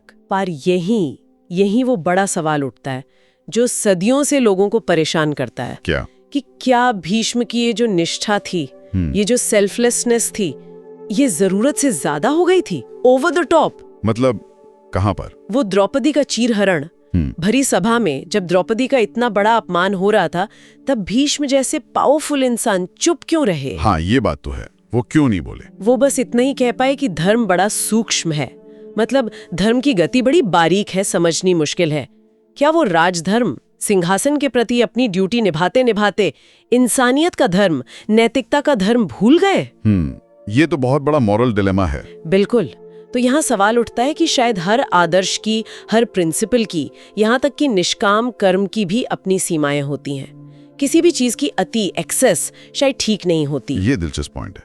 अच्छा, ये जो निष्काम कर्म है, इसे थोड़ा और समझें। ये असल में क्या खुद को भूल जाना जैसा है? मतलब ईगो को साइड में रखना? हाँ, काफी हद तक। जैसे अर्जुन, जब वो तीर चलाते थे तो क्या दिखता था उन्हें? सिर्फ चिड़िया की आंख। हाँ, ना पेड़, ना पत्ते, ना गुरु द्रोण, कुछ नहीं। पूरा फोकस, पूरी कंसंट्रेशन सिर्फ काम पर, अपने मैं को, अपने ईगो को भूलकर। अच्छा। स्रोत में लेखक अपने पिता का एक उदाहरण भी देते हैं कि उनके अपने बॉस से किसी बात पर बड़ी डिसएग्रीमेंट हुई। ओके। लेकिन उसके बाद भी उन्होंने अपना काम उसी लगन से, उसी परफेक्शन के साथ किया जैसे कुछ हुआ ही ना हो। बिना किसी कड़वाहट के। हाँ, बिना किसी कड़वाहट, बिना किसी चिंता के। क्यों? क्योंकि उनके लिए काम की क्वालिटी, काम की एक्सीलेंस ज्यादा जरूरी थी। ये नहीं कि बॉस खुश है या नहीं, या रिजल्ट क्या होगा। एक तरह से वो भी कर्मयोगी थे। वाह, मतलब काम को ही पूजा समझना। बिल्कुल। तो हमने देखा कि निष्काम कर्म का मतलब है फल की चिंता छोड़ो, अपना बेस्ट दो, अपने हिस्से का काम अच्छे से करो। भीष्म इसके एक बहुत पावरफुल लेकिन हाँ कॉम्प्लेक्स एग्जाम्पल है। कॉम्प्लेक्स तो हैं, बिल्कुल। उनकी जिंदगी त्याग की, ड्यूटी की, कर्तव्य निष्ठा की मिसाल तो है, पर उनकी कहानी ये भी दिखाती है कि कैसे किसी एक आदर्श से या एक ड्यूटी से आंख मूंद कर चिपक जाना कभी-कभी मुश्किल हालात पैदा कर सकता है। और ये हजारों साल पुरानी बातें देखिए आज भी कितनी रेलेवेंट है। सही बात है। ये हमें रोककर सोचने पर मजबूर करती हैं कि भाई हम अपनी जिंदगी में जो भी करते हैं उसके पीछे हमारा मोटिवेशन क्या है। क्या सिर्फ रिजल्ट्स, पैसा, तारीफ, अपना ईगो, या हम किसी काम को सिर्फ इसलिए भी कर सकते हैं कि वो काम अपने आप में खूबसूरत है, उसे अच्छी तरह करने में एक सेटिस्फैक्शन है, एक सुकून है। बिल्कुल। शायद जब हमारा फोकस मुझे क्या मिलेगा से हटकर मैं क्या बेस्ट दे सकती हूँ पर आता है तो जिंदगी में ज्यादा शांति मिलती है। शायद। हाँ। जाते जाते एक आखिरी विचार छोड़ जाते हैं। ये उपनिषद से लिया गया है, स्रोत में इसका जिक्र है। सोचिए, एक पेड़ है, उस पर 2 पंछी बैठे हैं। अच्छा। और दूसरा पंछी बस चुपचाप बैठा देख रहा है बिना कुछ किए। ओके। तो कहते हैं वो फल खाने वाला पंछी हमारा मन है, जो कर्म करता है और उसके नतीजों को, सुख दुख को भोगता है। और दूसरा पंछी है हमारा साक्षी भाव, विटनेस कॉन्शियसनेस। वो सत्ता जो बस देखती है, ऑब्जर्व करती है, बिना जज किए, बिना अच्छा और बुरा कहे। साक्षी भाव, विटनेस। हाँ, तो सवाल ये है कि क्या हम इस देखने वाले पंछी को, इस साक्षी भाव को समझकर अपने कामों और उनके फलों के बीच एक सही बैलेंस, एक सही संतुलन बना सकते हैं? सोचिएगा जरूर इस पर। साक्षी भाव, जरूर सोचेंगे। बहुत दिलचस्प। नाउ चैप्टर 5, भीष्म की निस्वार्थता। नमस्कार। आज हम महाभारत के एक बहुत ही दिलचस्प और दुखद पात्र की कहानी में उतर रहे हैं, कर्ण। हाँ, कर्ण, जिसकी पहचान हमेशा सवालों की घेरे में रही। जन्म से क्षत्रिय, पर समाज ने कहा सूत पुत्र। बिल्कुल, ये कहानी है उसकी अपनी जगह बनाने की, अपने वजूद के संघर्ष की। और ये संघर्ष कितना गहरा हो सकता है, कभी सोचिए, जब समाज आपको पूरी तरह से अनदेखा कर दे, जैसे आप हैं ही नहीं। हाँ, एक विचारक हैं विलियम जेम्स, उन्होंने कहा था कि ऐसी अनदेखी इंसान को अंदर तक गुस्सा और बेबसी से भर देती है। कर्ण की कहानी में ये चीज बार बार दिखती है। तो कहानी शुरू कहाँ से होती है? वो सभा वाला किस्सा है ना, जहाँ पांडव कौरव अपने कर्तव्य दिखा रहे थे। हाँ, वही। अर्जुन अपना हुनर दिखा रहे हैं, सब वाह वाह कर रहे हैं, और तभी बिल्कुल अचानक, जैसे बिजली कड़की हो, एंट्री होती है कर्ण की, अपने जन्मजात कवच और कुंडल के साथ। बिल्कुल। और आते ही सीधे अर्जुन को चैलेंज, पार्थ, तुमने जो किया है मैं उससे बेहतर कर सकता हूं। और उसने करके भी दिखाया। हाँ, सब दंग रह गए। पर तभी कृपाचार्य ने पूछ लिया, तुम कौन हो, तुम्हारे माँ बाप कौन है, तुम्हारा कुल क्या है? उफ, और बस इसी सवाल पर कर्ण का चेहरा उतर गया। वो इतना बड़ा योद्धा, पर अपने जन्म के सवाल पर चुप। बिल्कुल, यही दुर्योधन ने मौका देखा। उसने सोचा ये वीर मेरे काम आएगा, तो उसने आगे बढ़कर कर्ण को अंग देश का राजा बना दिया। हाँ, कहा कि अगर बराबरी के लिए कुल चाहिए तो लो, कर्ण आज से अंगराज है। कर्ण को लगा होगा चलो अब सम्मान मिलेगा, लेकिन कहाँ, अपमान तो जैसे उसका पीछा ही कर रहा था। वही तो। तभी उसके पालक पिता बूढ़े सारथी अधिरथ कांपते हुए वहां आ गए। कर्ण उन्हें देखकर तुरंत उनके पैरों में झुक गया। और ये देखकर भीम जोर से हंसा, अरे ये तो सारथी का बेटा निकला, सूत पुत्र, तुम क्या अर्जुन से लड़ोगे? जाओ चाबुक संभालो। कितना चुभा होगा ये, बार बार जन्म को लेकर ताना, इसके मन पर क्या असर पड़ा होगा? यकीनन बहुत गहरा असर। आज की भाषा में कहें तो शायद ये स्टेटस एंजाइटी थी। समाज में अपनी जगह, अपनी पहचान को लेकर एक गहरी चिंता। अच्छा, स्टेटस एंजाइटी। हाँ, एक लेखक हैं एलन डी बॉटन, वो कहते हैं कि हम सबका जो सेल्फ एस्टीम है वो दूसरों की राय पर टिका होता है, जैसे एक फूटा हुआ गुब्बारा जिसे लगातार तारीफ की हवा चाहिए। कर्ण शायद उसी सम्मान के लिए तरसता रहा। और ये दर्द बार बार उभरता रहा। द्रौपदी स्वयंवर में भी तो यही हुआ था। बिल्कुल, वहां भी कई राजकुमार नाकाम रहे। एक पाठ में आता है कि कर्ण ने धनुष उठा लिया, डोरी भी चढ़ा दी। हाँ, लेकिन जैसे ही निशाना लगाने वाला था, द्रौपदी ने भरी सभा में कहा, मैं सूत पुत्र का वर्ण नहीं करती। फिर वही बात, योग्यता धरी रह गई, जन्म आड़े आ गया। ये तो शायद पहले से भी बड़ा अपमान था। हाँ, बहुत गहरा जख्म था ये। तो क्या जिंदगी ने उसे कभी मौका ही नहीं दिया अपनी पहचान बदलने का?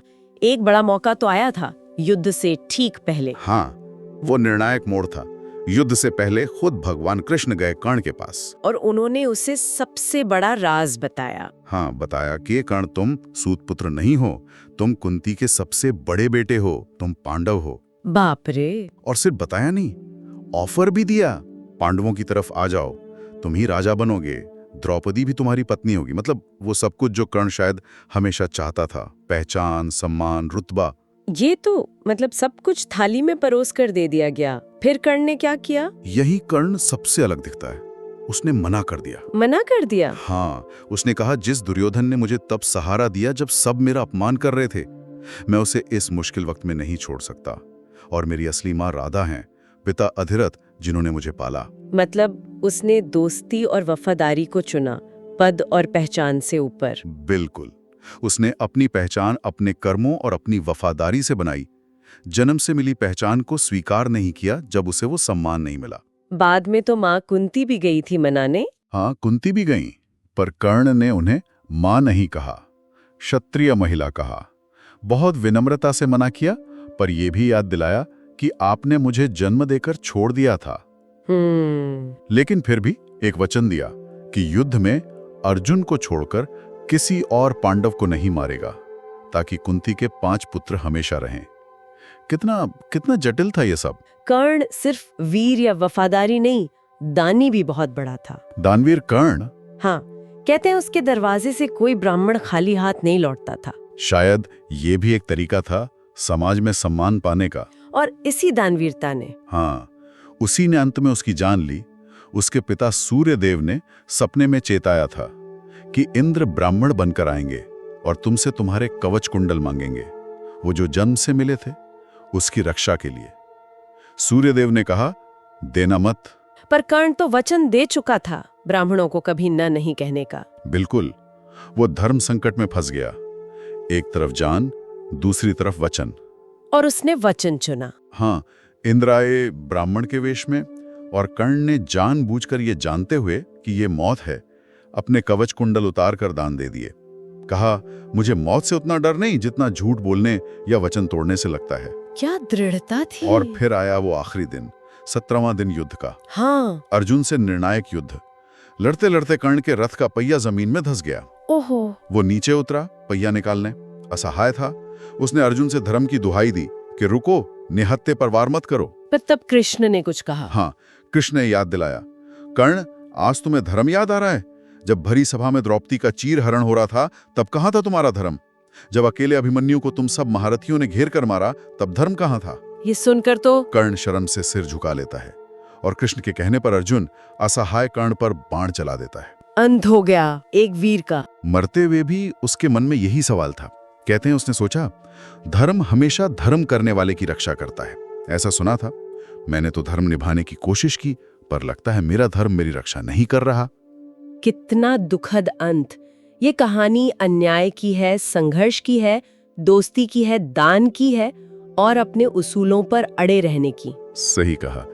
गुरु से, भाइयों से, माँ से, समाज से, सबसे उसे कहीं ना कहीं अन्याय मिला, फिर भी वो अपनी शर्तों पर जिया। तो ये कहानी हमें क्या सोचने पर मजबूर करती है? क्या जन्म ही सब कुछ तय करता है, या इंसान अपने कर्मों से, अपनी निष्ठा से बड़ा बनता है? हम सब अपनी जिंदगी में एक पहचान चाहते हैं, सम्मान चाहते हैं, पर ये कितना दूसरों की नजर पर निर्भर होना चाहिए? कर्ण ने शायद इसी कश्मकश में पूरी जिंदगी गुजार दी। और आज भी क्या हम लोगों को उनके जन्म या बैकग्राउंड से नहीं आंकते? बिल्कुल आंकते हैं। तो सवाल यही रह जाता है कि किसी इंसान की असली पहचान आखिर है क्या? उसका जन्म, उसके कर्म, या उसके सिद्धांत जिन पर वो जिया? नाउ चैप्टर 7, कृष्ण का छल। नमस्कार। महाभारत की कहानी तो हम सब ने सुनी ही है। पांडवों और कौरवों का वो भयंकर युद्ध। हाँ, धर्म और अधर्म की लड़ाई। बिल्कुल। पर कभी सोचा है कि क्या हो अगर धर्म का साथ देने वालों को ही जीत के लिए, आप कह सकते हैं, छल कपट का, मतलब थोड़ी डर्टी ट्रिक्स का सहारा लेना पड़े? ये एक बड़ा सवाल है। आज हम इसी मुश्किल सवाल को थोड़ा कुरेदने की कोशिश करेंगे, और खास तौर पे देखेंगे भगवान कृष्ण के किरदार को, उनके रोल को। हाँ, कि उनकी जो स्ट्रैटेजीज थी, जो रणनीतियां थी, हाँ, क्या वो हमेशा धर्म के दायरे में थी? चलिए इस पर थोड़ी गहराई से बात करते हैं। बिल्कुल। तो देखिए, युद्ध के बिल्कुल आखिर में जब दुर्योधन घायल जमीन पर पड़ा था, मरने ही वाला था वो, अंतिम सांसें ले रहा था, उसने मरते मरते कृष्ण पर सीधी उंगलियां उठाई। उसने कहा कि भीष्म पितामह हो, गुरु द्रोण हो, या महावीर कर्ण, या वो खुद दुर्योधन भी, सबको कृष्ण की चालों के वजह से, मतलब अधर्म से मारा गया। ये उसका आरोप था। हाँ, जैसे भीष्म को शिखंडी को आगे करके मारा गया। अर्जुन ने तीर चलाए, लेकिन सामने शिखंडी था। बिल्कुल, जिसके सामने भीष्म हथियार नहीं उठाते। और कर्ण का किस्सा तो और भी दुखद है। वो बेचारा अपने रथ का पहिया निकाल रहा था, जो जमीन में धंस गया था। हाँ, वो निहत्था था उस वक्त, और युद्ध के नियम कहते हैं कि ऐसे वार नहीं करना चाहिए। पर अर्जुन ने कृष्ण के कहने पर तीर चलाया। ये सब बातें दुर्योधन ने गिनाई। और ये बातें सोचने पर मजबूर करती हैं। लेकिन शायद सबसे चौंकाने वाला किस्सा गुरु द्रोणाचार्य का है। हाँ, वो तो बहुत ही विवादास्पद घटना है। कृष्ण के कहने पर युधिष्ठिर, वो ही युधिष्ठिर जिन्हें धर्मराज कहते हैं, जो कभी झूठ नहीं बोलते थे, उन्होंने द्रोण को उनके बेटे अश्वत्थामा की मौत की खबर दी। आधा सच कहा एक तरह से। हाँ, कहा अश्वत्थामा हतो हता, यानी अश्वत्थामा मारा गया, और फिर बहुत धीरे से जोड़ा नरोवा कुंजरोवा, मतलब इंसान यहाँ थी। उद्देश्य यह था कि द्रोण को लगे कि उनका बेटा मरा गया। बिल्कुल, और हुआ भी वही। गुरु द्रोण ने जैसे ही ये सुना, बेटे की मौत का सोचकर दुख में हथियार डाल दिए, और बस उसी वक्त धृष्टद्युम्न ने उनका वध कर दिया। और कहते हैं इस एक झूठ के बाद युधिष्ठिर का रथ, जो हमेशा जमीन से थोड़ा ऊपर चलता था, हाँ, 4 अंगुल ऊपर, पुण्य के प्रभाव से, वो जमीन पर आ गया, जैसे उनका पुण्य कम हो गया हो। बिल्कुल, और यहीं से वो बड़ा सवाल खड़ा होता है कि भाई कृष्ण ने ऐसा क्यों करवाया। हाँ, क्यों? देखिए, उनका मानना था, उनका पर्सपेक्टिव ये था कि पांडवों का पक्ष सत्य और न्याय का है, धर्म का पक्ष है। ठीक है, और अगर अधर्म को हराना है तो एक बार जब युद्ध शुरू हो गया तो फिर जीतना सबसे जरूरी है। द गोल इज विक्ट्री, चाहे रास्ता कोई भी हो। हाँ, उनका कहना था कि कभी कभी जरूरत पड़ने पर धर्म को थोड़ा किनारे रखकर भी जीत के लिए कोई तरकीब, कोई स्ट्रैटेजी अपनानी पड़ती है। उन्होंने पांडवों से कहा भी है, अच्छा, उन्होंने सीधे सीधे कहा। हाँ, कि जीत के लिए छल का प्रयोग भी करना पड़ सकता है। Essentially the ends justify the means वाला फंडा था। लेकिन क्या महाभारत की कहानी खुद इस बात से पूरी तरह सहमत है? क्योंकि ग्रंथ में तो बार बार युद्ध के नियमों की बात आती है, वो क्षत्रिय धर्म। हाँ, ये बहुत महत्वपूर्ण पॉइंट है। देखिए, महाभारत सिर्फ ये नहीं बताता कि कौन जीता, वो ये भी बताता है कि कैसे लड़ा गया। अच्छा, वो बार बार उन नियमों को दोहराता है कि निहत्थे पर वार मत करो, शरण में आए हुए को मत मारो, पीछे से हमला मत करो। ये सब क्षत्रिय धर्म के हिस्से थे। तो जब नियम तोड़े गए तब ग्रंथ क्या कहता है? ग्रंथ उसकी निंदा करता है, उसे साफ साफ अधर्म कहता है। जैसे युधिष्ठिर ने जब वो आधा झूठ बोला, हाँ, तो अर्जुन खुद बहुत दुखी हुए थे। उन्हें भी लगा कि ये गुरु द्रोण के साथ सरासर अन्याय हुआ है, अधर्म हुआ है। ओ, तो मतलब पांडवों के खेमे में भी इस पर असहमति थी। हाँ, बिल्कुल थी। तो ग्रंथ हमें दिखाता है कि जीत जरूरी हो सकती है, पर किस कीमत पर, ये सवाल वो बार बार उठाता है। ये है ना बिल्कुल, कि पांडव, जिन्हें हम हीरो मानते हैं, अच्छे मानते हैं, वो भी गलत रास्ते चुनते हैं जीत के लिए। और दूसरी तरफ दुर्योधन जैसे विलन में भी कभी कभी कुछ अच्छी बातें दिख जाती हैं। हाँ, उसमें भी कुछ गुण थे। तो शायद ये असल जिंदगी जैसा ही है, जहाँ कोई पूरी तरह सफेद या काला नहीं होता, सब में ग्रे शेड्स होते हैं। बिल्कुल सही कहा। हम सब कहीं ना कहीं अपनी जरूरत के हिसाब से सच को थोड़ा एडजस्ट कर लेते हैं। हाँ, कुछ विद्वान इसे कली युग के असर से भी जोड़ते हैं। कली युग मतलब वो समय जब धर्म कमजोर हो जाता है, नैतिकता का स्तर गिर जाता है और सही गलत के बीच का जो फर्क है वो धुंधला होने लगता है। अच्छा, तो शायद कृष्ण को लगा कि इस बिगड़े हुए समय में धर्म की रक्षा के लिए, धर्म की फिर से स्थापना के लिए उन्हें भी कुछ टेढ़े रास्ते अपनाने पड़ेंगे। ये एक इंटरप्रिटेशन है। हाँ, एक और नजरिया है लीला का कि ये सब भगवान कृष्ण का रचा हुआ खेल था, एक डिवाइन ड्रामा था। लीला मतलब भगवान का खेल। हाँ, वो भगवान के रूप में जानते थे कि अंत में तो धर्म की ही जीत होनी है, और उस बड़े लक्ष्य के लिए, उस डिवाइन प्लान के लिए अगर कुछ नियम तोड़ने भी पड़े तो वो जरूरी थे। ये भी एक नजरिया है। पर क्या ग्रंथ कृष्ण के इन तरीकों को पूरी तरह से सही ठहराता है? क्योंकि अंत में कुछ ऐसी चीजें होती हैं जो सोचने पर मजबूर करती हैं, है ना? हाँ, ये गौर करने वाली बात है। ग्रंथ इन तरीकों के जो परिणाम हुए उन्हें भी दिखाता है। जैसे युद्ध के बाद कौरवों की मां गांधारी, हाँ, गांधारी अपने 100 बेटों को खोने के दुख में वो कृष्ण को श्राप देती हैं। श्राप? क्या श्राप देती हैं? वो कहती हैं कि जैसे लड़ लड़कर मेरे कुल का नाश हुआ है, वैसे ही तुम्हारा यदुवंश भी आपस में लड़कर खत्म हो जाएगा। ओह, और क्या ऐसा हुआ? हाँ, महाभारत के बाद मौसल पर्व में यही दिखाया गया है कि यादव आपस में लड़कर ही नष्ट हो जाते हैं। तो गांधारी का श्राप फलीभूत हुआ। हाँ, और कहानी के बिल्कुल अंत में देखिए भगवान कृष्ण की मृत्यु कैसे होती है। कैसे? किसी महान युद्ध में वीर गति को प्राप्त होते हुए नहीं, बल्कि एक साधारण शिकारी का तीर उनके पैर में लग जाता है, जो उन्हें गलती से हिरण समझ लेता है। अरे, एक आम शिकारी के तीर से? हाँ, तो ये सब चीजें दिखाती हैं कि शायद कर्म का हिसाब वो कहीं ना कहीं बराबर हो जाता है। ग्रंथ इन तरीकों पर एक तरह का क्वेश्चन मार्क लगाता है। तो महाभारत अंत में हमें एक बहुत बड़े और शायद आज भी उतनी ही रेलेवेंट सवाल के साथ छोड़ जाता है। क्या सवाल? कि क्या लक्ष्य इतना महत्वपूर्ण है? क्या गोल इतना इंपॉर्टेंट है कि उसे पाने के लिए कोई भी साधन, कोई भी तरीका अपनाया जा सकता है?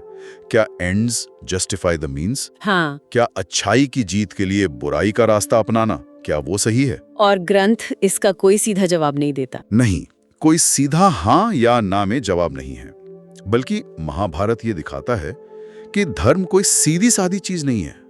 ये बहुत सूक्ष्म है, बहुत सटल है, बहुत कॉम्प्लेक्स है। इसे समझना आसान नहीं है। वाकई ये तो बहुत गहरी बात है, सोचने वाली बात है कि क्या हर कीमत पर जीतना ही सब कुछ है, या फिर कभी-कभी उसूलों पर टिके रहकर लड़ना, भले ही नतीजा हार क्यों ना हो, क्या वो ज्यादा मायने रखता है? शायद इसका जवाब हर किसी को अपने लिए खोजना पड़ता है। सही कहा। चलिए अगली बार तक इस सवाल पर विचार जरूर कीजिएगा। नाउ चैप्टर 8 अश्वत्थामा का बदला। तो आज हम महाभारत के पन्नों से एक ऐसी कहानी कुरेद रहे हैं जो जीत के जश्न के शोर में कहीं दब सी जाती है। युद्ध का 18वां दिन, वो रात, खौफनाक रात। हाँ, पांडव जीत चुके हैं, कौरव सेना लगभग तबाह, दुर्योधन जमीन पर हैं, लगता है सब खत्म। बिल्कुल, लगता तो यही है ना। हाँ। पर यहीं अंधेरे में 3 लोग बच गए हैं। कृपाचार्य, कृतवर्मा हाँ, और अश्वत्थामा, द्रोण का बेटा। और यहीं से कहानी एक बहुत ही अंधेरा, बहुत ही पर्सनल मोड़ लेती है। हाँ, ये सब युद्ध का अंत नहीं, ये कहानी है चरम दुख की, गुस्से की, बदले की, उस आग की जो सबको जला देती है। और ये सवाल भी उठाती है कि न्याय और अन्याय के बीच की वो लकीर वो कितनी धुंधली हो सकती है कभी-कभी। बिल्कुल, हम देखेंगे कैसे एक सम्मानित योद्धा दुख और अपने पिता के साथ हुए धोखे के दर्द में एक ऐसा कदम उठाता है जो सब कुछ बदल देता है। चलिए समझते हैं इस पूरी घटना को, है ना? तो अपने राजा दुर्योधन को उस बुरी हालत में देखकर, जिसे वो मानते हैं कि अधर्म से हराया गया, अश्वत्थामा का दिल टूट जाता है। पर अंदर जैसे एक ज्वालामुखी फट पड़ता है गुस्से का। और मरते मरते दुर्योधन उसे आखिरी सेनापति बना देते हैं। हाँ, और अश्वत्थामा कसम खाता है बदला लेगा। वो कृपाचार्य और कृतवर्मा के साथ जंगल में एक बरगद के पेड़ के नीचे पनाह लेता है।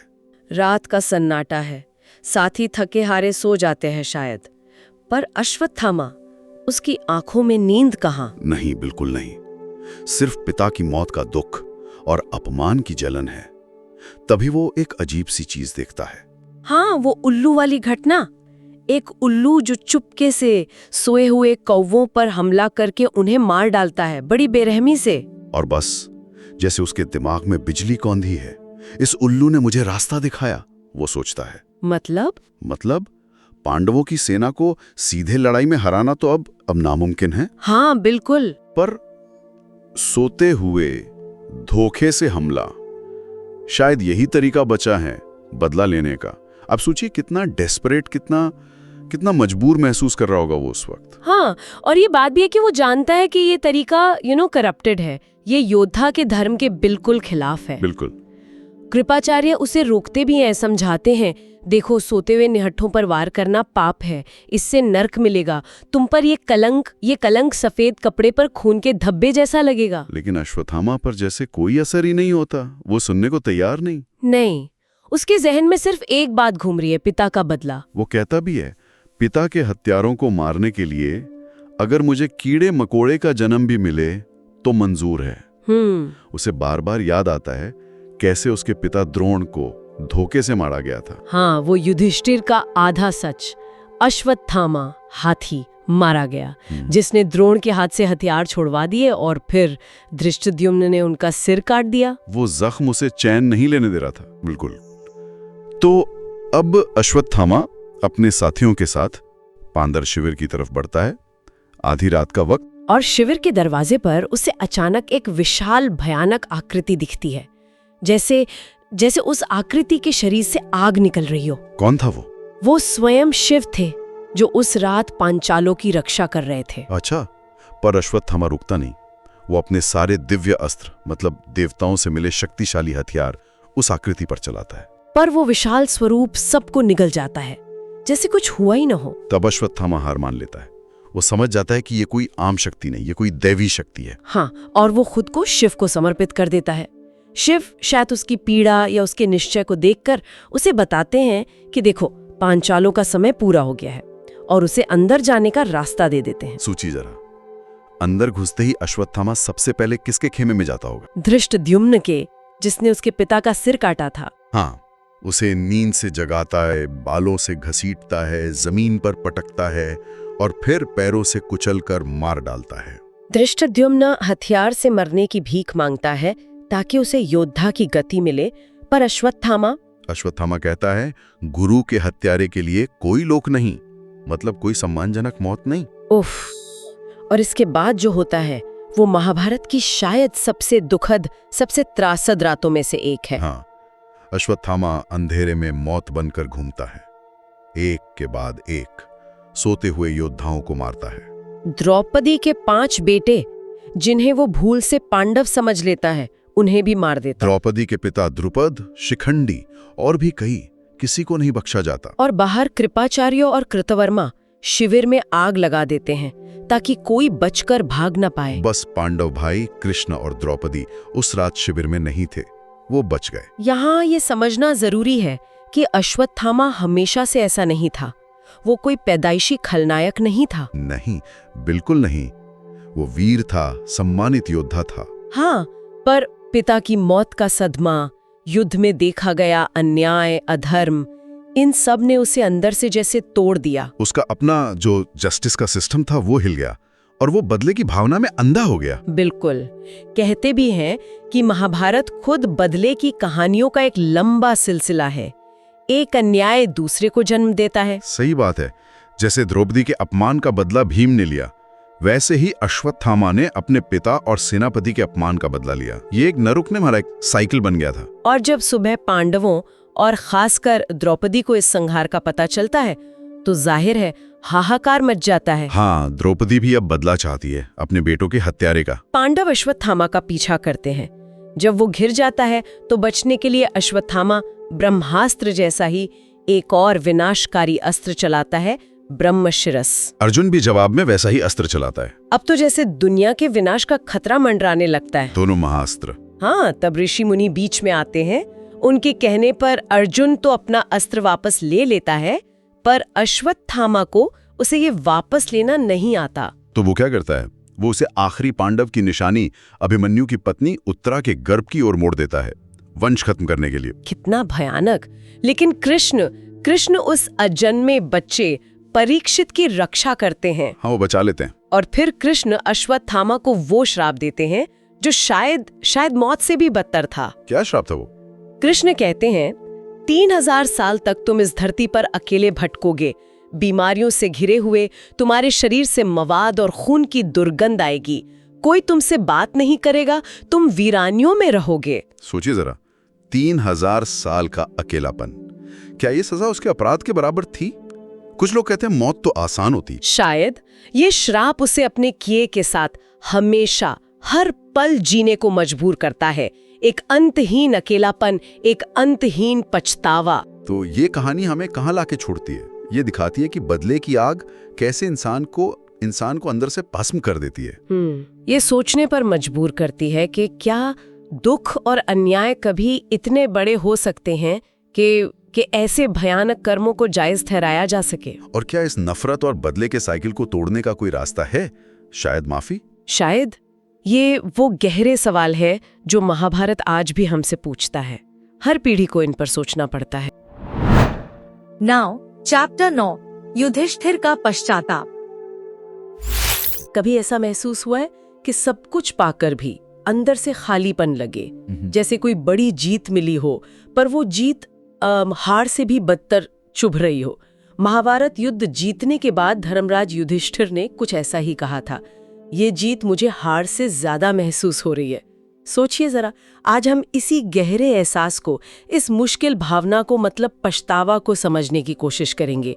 हमारे पास युधिष्ठिर का पछतावा, धर्म और युद्ध का द्वंद्व पर आधारित कुछ विचार हैं। चलिए देखते हैं कि जब फर्ज और ज़मीर आमने सामने खड़े हों तो दिल पर क्या गुजरती है।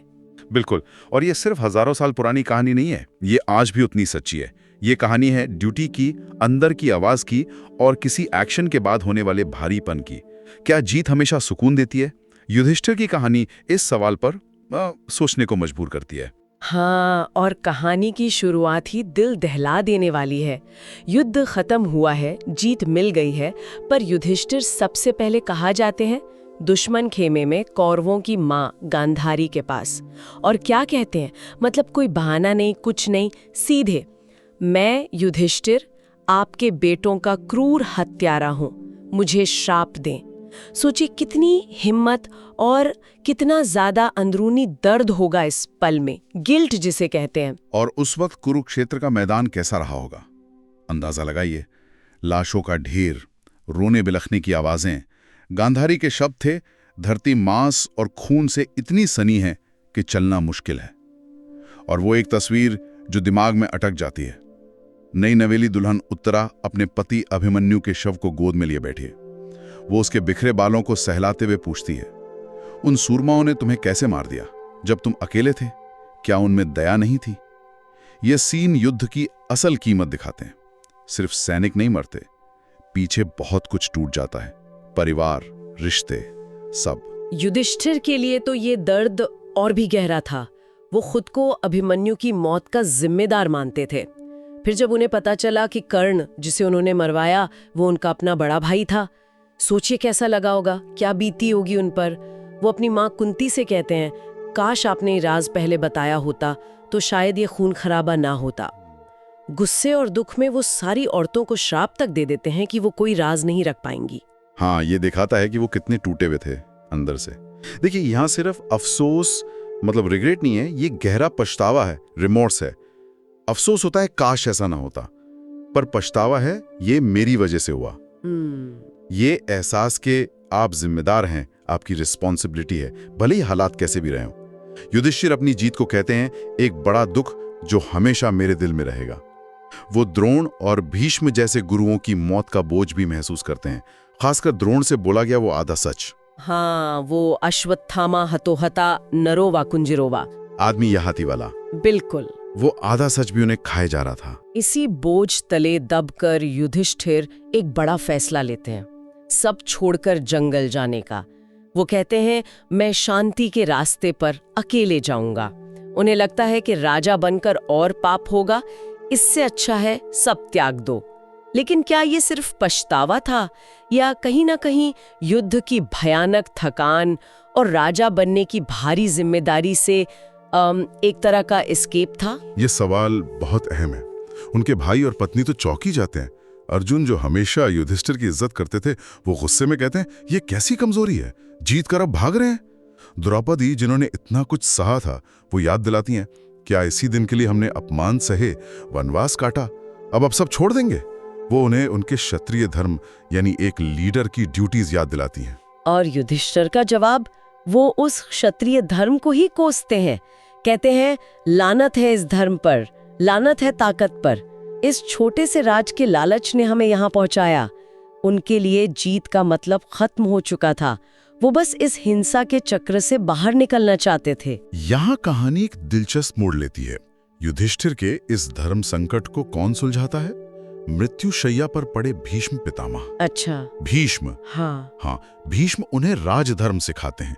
वो कहते हैं कि राजा को समाज में न्याय और व्यवस्था बनाए रखने के लिए कभी-कभी सख्ती यानी दंड का इस्तेमाल करना पड़ता है। हाँ। लेकिन ये अपनी मर्जी से नहीं, धर्म के लिए।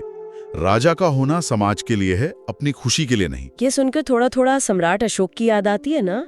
कलिंग युद्ध के बाद उन्हें भी ऐसा ही पछतावा हुआ था और उन्होंने हिंसा छोड़कर अहिंसा का रास्ता अपनाया था। बिल्कुल। युधिष्ठिर भी शायद उसी कश्मकश में थे, एक आदर्श राजा बने या असलियत का सामना करें।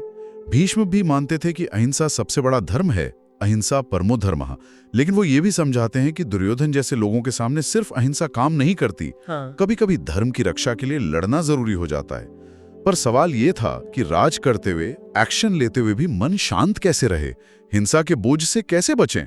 तो क्या रास्ता सुझाया भीष्म ने? जंगल जाना तो मना कर दिया होगा। बिल्कुल। भीष्म समझ रहे थे कि युधिष्ठिर एक्शन लेने से कतरा रहे हैं। उन्हें लग रहा था कि राजा बनकर फिर हिंसा करनी पड़ेगी। तो उन्हें ये समझाने के लिए कि कर्म करते हुए भी मन शांत कैसे रखा जाए, भीष्म ने एक कहानी सुनाई, तुलाधार नाम के एक व्यापारी की। एक व्यापारी? हाँ। वो क्या सिखा सकता था एक राजा को? मतलब यही तो खास बात है। ये कहानी पर्सपेक्टिव बदलने वाली है। एक तपस्वी थे जाजली, जिन्हें अपनी शक्तियों पर बड़ा घमंड था।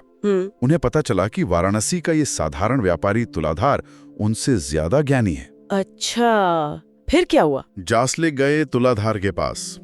तुलाधार मसाले बेचता था, पर पूरी तरह डिटैच्ड होकर, मतलब बिना किसी खास लगाव या नफरत के, समता भाव से। वो कहता है कि सच्चा धर्म किसी खास काम में नहीं, आपके एटीट्यूड में है, आपके नजरिए में है। जैसे नदी में बहता तिनका संयोग से दूसरी चीजों से मिलता बिछड़ता है, वैसे ही हमें दुनिया में रहना चाहिए, अपना काम करते हुए पर मन से अनासक्त, बिना किसी मोह या द्वेष के। वाह, मतलब दुनिया में रहकर भी, कर्म करते हुए भी मन को शांत रखा जा सकता है। भागने की जरूरत नहीं। बिल्कुल। संदेश ये था कि भागने की जरूरत नहीं है, दुनिया में रहकर भी सही नजरिए से अपना कर्तव्य निभाया जा सकता है। यही असली योग है, डिटैच्ड एक्शन। तो युधिष्ठिर मान गए, उन्होंने राजपाट संभाला। हाँ, आखिरकार वो समझे कि पलायन कोई हल नहीं, उन्हें एक जिम्मेदार राजा बनना होगा। एक ऐसा राजा जो न्याय के लिए जरूरत पड़ने पर सख्ती भी बरतेगा, दंड का प्रयोग भी करेगा, लेकिन जिसके हर फैसले के पीछे धर्म और करुणा की सोच होगी। उन्हें दुनिया की मुश्किलों का सामना करना था, उनसे भागना नहीं था। तो इस कहानी से हमें क्या मिलता है, मतलब क्या टेक अवे है? शायद यही कि जीत की भी कीमत होती है और कभी-कभी वो कीमत बहुत भारी होती है। हाँ, और युधिष्ठिर का पछतावा हमें अपने एक्शन की जिम्मेदारी लेने की अहमियत सिखाता है। मॉरल चॉइसेस मुश्किल होते हैं, और ये भी कि मुश्किल नैतिक सवालों से भागना आसान है, पर उनका सामना करना ही शायद हमें बेहतर बनाता है। बिल्कुल। पछतावा हमें रुककर सोचने और शायद एक सही रास्ता चुनने का मौका देता है। और ये सवाल हमारे लिए भी है ना? जब हमारी ड्यूटी और हमारे अंदर की आवाज में टकराव हो, तो क्या हम युधिष्ठिर की तरह रुककर सोचने की हिम्मत करते हैं, या बस दुनिया की रफ्तार के साथ बहते चले जाते हैं? सोचने वाली बात है। नाउ चैप्टर 10 महाभारत का धर्म। सोचिए, एक बहुत लंबा सफर, बहुत थका देने वाला। हाँ। आपके सब अपने पीछे छूट गए, कोई नहीं है साथ, सिर्फ एक कुत्ता है जो आपके पीछे पीछे चल रहा है। और सामने दिखता है स्वर्ग का दरवाजा, आपको अंदर बुलाया भी जा रहा है। अच्छा। पर एक कंडीशन है, इस कुत्ते को जो इतनी दूर साथ आया, उसे बाहर ही छोड़ना होगा। क्या करेंगे? मुश्किल सवाल है। आज हम महाभारत के एक बहुत ही, कह सकते हैं, अनोखे हीरो युधिष्ठिर की कहानी के आखिरी, शायद सबसे मुश्किल पड़ाव को समझने की कोशिश करेंगे। हाँ, और ये कहानी जो है ना, ये सिर्फ स्वर्ग या नर्क के बारे में नहीं है। नहीं, ये असल में धर्म, मतलब सही क्या है, एक इंसान का कर्तव्य क्या है, इंसानियत क्या है, उसकी खोज है। अच्छा। युधिष्ठिर, जिन्हें हम धर्मराज भी कहते हैं, उनकी जो सबसे बड़ी परीक्षाएं थीं, वो लड़ाई के मैदान में उतनी नहीं हुई जितनी अकेलेपन में हुई, मुश्किल चॉइसेस में। यहाँ हम देखेंगे कि कैसे करुणा, कंपैशन, जिसे महाभारत में अनरिशंस कहा गया है, मतलब दूसरों का दुख महसूस करने की क्वालिटी, वो कैसे सबसे बड़ा धर्म बन जाता है। तो कहानी शुरू होती है युद्ध के बाद, है ना? 36 साल राज कर लिया पांडवों ने जी। लेकिन युधिष्ठिर खुश नहीं थे। वो युद्ध की यादें, अपनों को खोने का जो दर्द था, वो उन्हें अंदर ही अंदर मतलब खाता रहता था। हाँ, वो बोझ बहुत भारी था। आखिरकार उन्होंने तय किया, पांडवों ने, कि सब छोड़ छाड़कर हिमालय की तरफ अपनी आखिरी यात्रा पर निकलेंगे। सब त्याग दिया। हाँ, पर रास्ते में एक एक करके सबने साथ छोड़ दिया। द्रौपदी, भाई, सोचिए वो अकेलापन, कल्पना करना भी मुश्किल है। अंत में कौन बचा? सिर्फ युधिष्ठिर और उनके पीछे चलता हुआ एक आवारा कुत्ता, बस। और ठीक तभी स्वर्ग के दरवाजे पर देवता इंद्र अपना रथ लेके प्रकट हुए। हाँ, स्वागत करने। बिल्कुल। कहा, युधिष्ठिर, स्वागत है तुम्हारा, अंदर आओ। युधिष्ठिर ने उस कुत्ते को देखा होगा जो बेचारा इतनी दूर से साथ चला आ रहा था। हाँ, देखा। और उन्होंने इंद्र से कहा, ये मेरे साथ रहा है, ये वफादार है, मेरा भक्त है एक तरह से, इसे भी अंदर आने दीजिए। लेकिन इंद्र ने साफ मना कर दिया। बोले, स्वर्ग में कुत्तों के लिए कोई जगह नहीं है। अब यहाँ पर एक बड़ा मोड़ आया। युधिष्ठिर ने क्या किया होगा? स्वर्ग सामने? ज्यादातर लोग शायद चले जाते, पर युधिष्ठिर अलग थे। उन्होंने मना कर दिया? हाँ, उन्होंने स्वर्ग जाने से इनकार कर दिया। उन्होंने कहा, जिसने आपका साथ दिया हो, जो आप पर निर्भर हो, उसे डर के मारे या किसी लालच में छोड़ देना, ये महापाप है, मैं ये नहीं कर सकता। अरे वाह। और जैसे ही उन्होंने ये शब्द कहे, वो कुत्ता अपने असली रूप में आ गया। कौन था वो? वो स्वयं धर्मदेव थे, युधिष्ठिर के पिता, जो अपने बेटे का टेस्ट ले रहे थे। अच्छा, ये परीक्षा थी। जी हाँ। उन्होंने कहा, बेटा, तुम सचमुच हर प्राणी के दुख को महसूस करते हो। एक साधारण कुत्ते के लिए तुमने स्वर्ग ठुकरा दिया।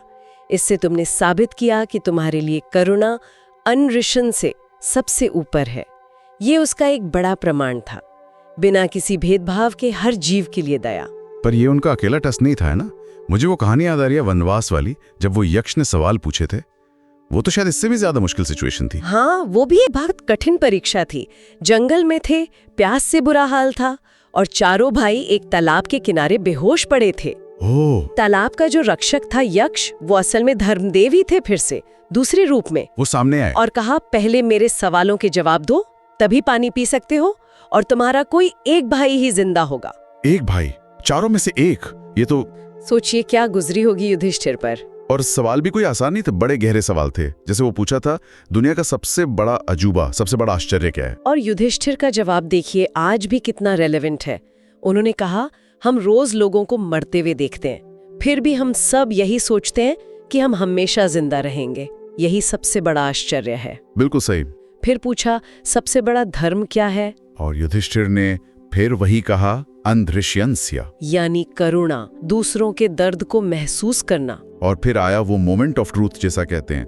यक्ष ने कहा, ठीक है, अपने किसी एक भाई को चुन लो, वो जी उठेगा। किसको चुना होगा उन्होंने? भीम, अर्जुन, इतने बड़े योद्धा? नहीं, उन्होंने भीम या अर्जुन को नहीं चुना, उन्होंने चुना नकुल को। नकुल को? क्यों? नकुल उनकी सौतेली माँ माद्री के बेटे थे। युधिष्ठिर ने सोचा कि उनकी अपनी माँ कुंती का तो वो खुद एक बेटा जिंदा है ही, कम से कम माद्री माँ का भी एक बेटा जिंदा रहना चाहिए, ताकि दोनों माओं का वंश चले। कितना गहरा सोचा उन्होंने। ये सिर्फ दिमागी लॉजिक नहीं था, ये दिल से निकली हुई करुणा थी, बराबरी का, न्याय का एहसास था। और यक्ष यानी धर्मदेव इतने प्रसन्न हुए इस जवाब से और इस चॉइस से कि उन्होंने चारों भाइयों को जीवित कर दिया। ये था करुणा का एक प्रैक्टिकल एग्जाम्पल। कमाल है। चलिए अब वापस स्वर्ग चलते हैं। ये सारी परीक्षाएं पास करके युधिष्ठिर स्वर्ग पहुंचे। हाँ। पर वहां एक और झटका लगा उन्हें, बहुत बड़ा। उन्होंने देखा कि दुर्योधन, जिसने इतना अधर्म किया, वो स्वर्ग में सिंहासन पर मजे से बैठा है। ये तो शॉकिंग था। और उनके अपने भाई द्रौपदी, वो कहीं नजर नहीं आ रहे। कहाँ थे वो? उन्हें एक भयानक अंधेरी जगह ले जाया गया, नरक दिखाया गया, और वहां उनके अपने प्रियजन भाई द्रौपदी भयानक कष्ट में थे, तड़प रहे थे।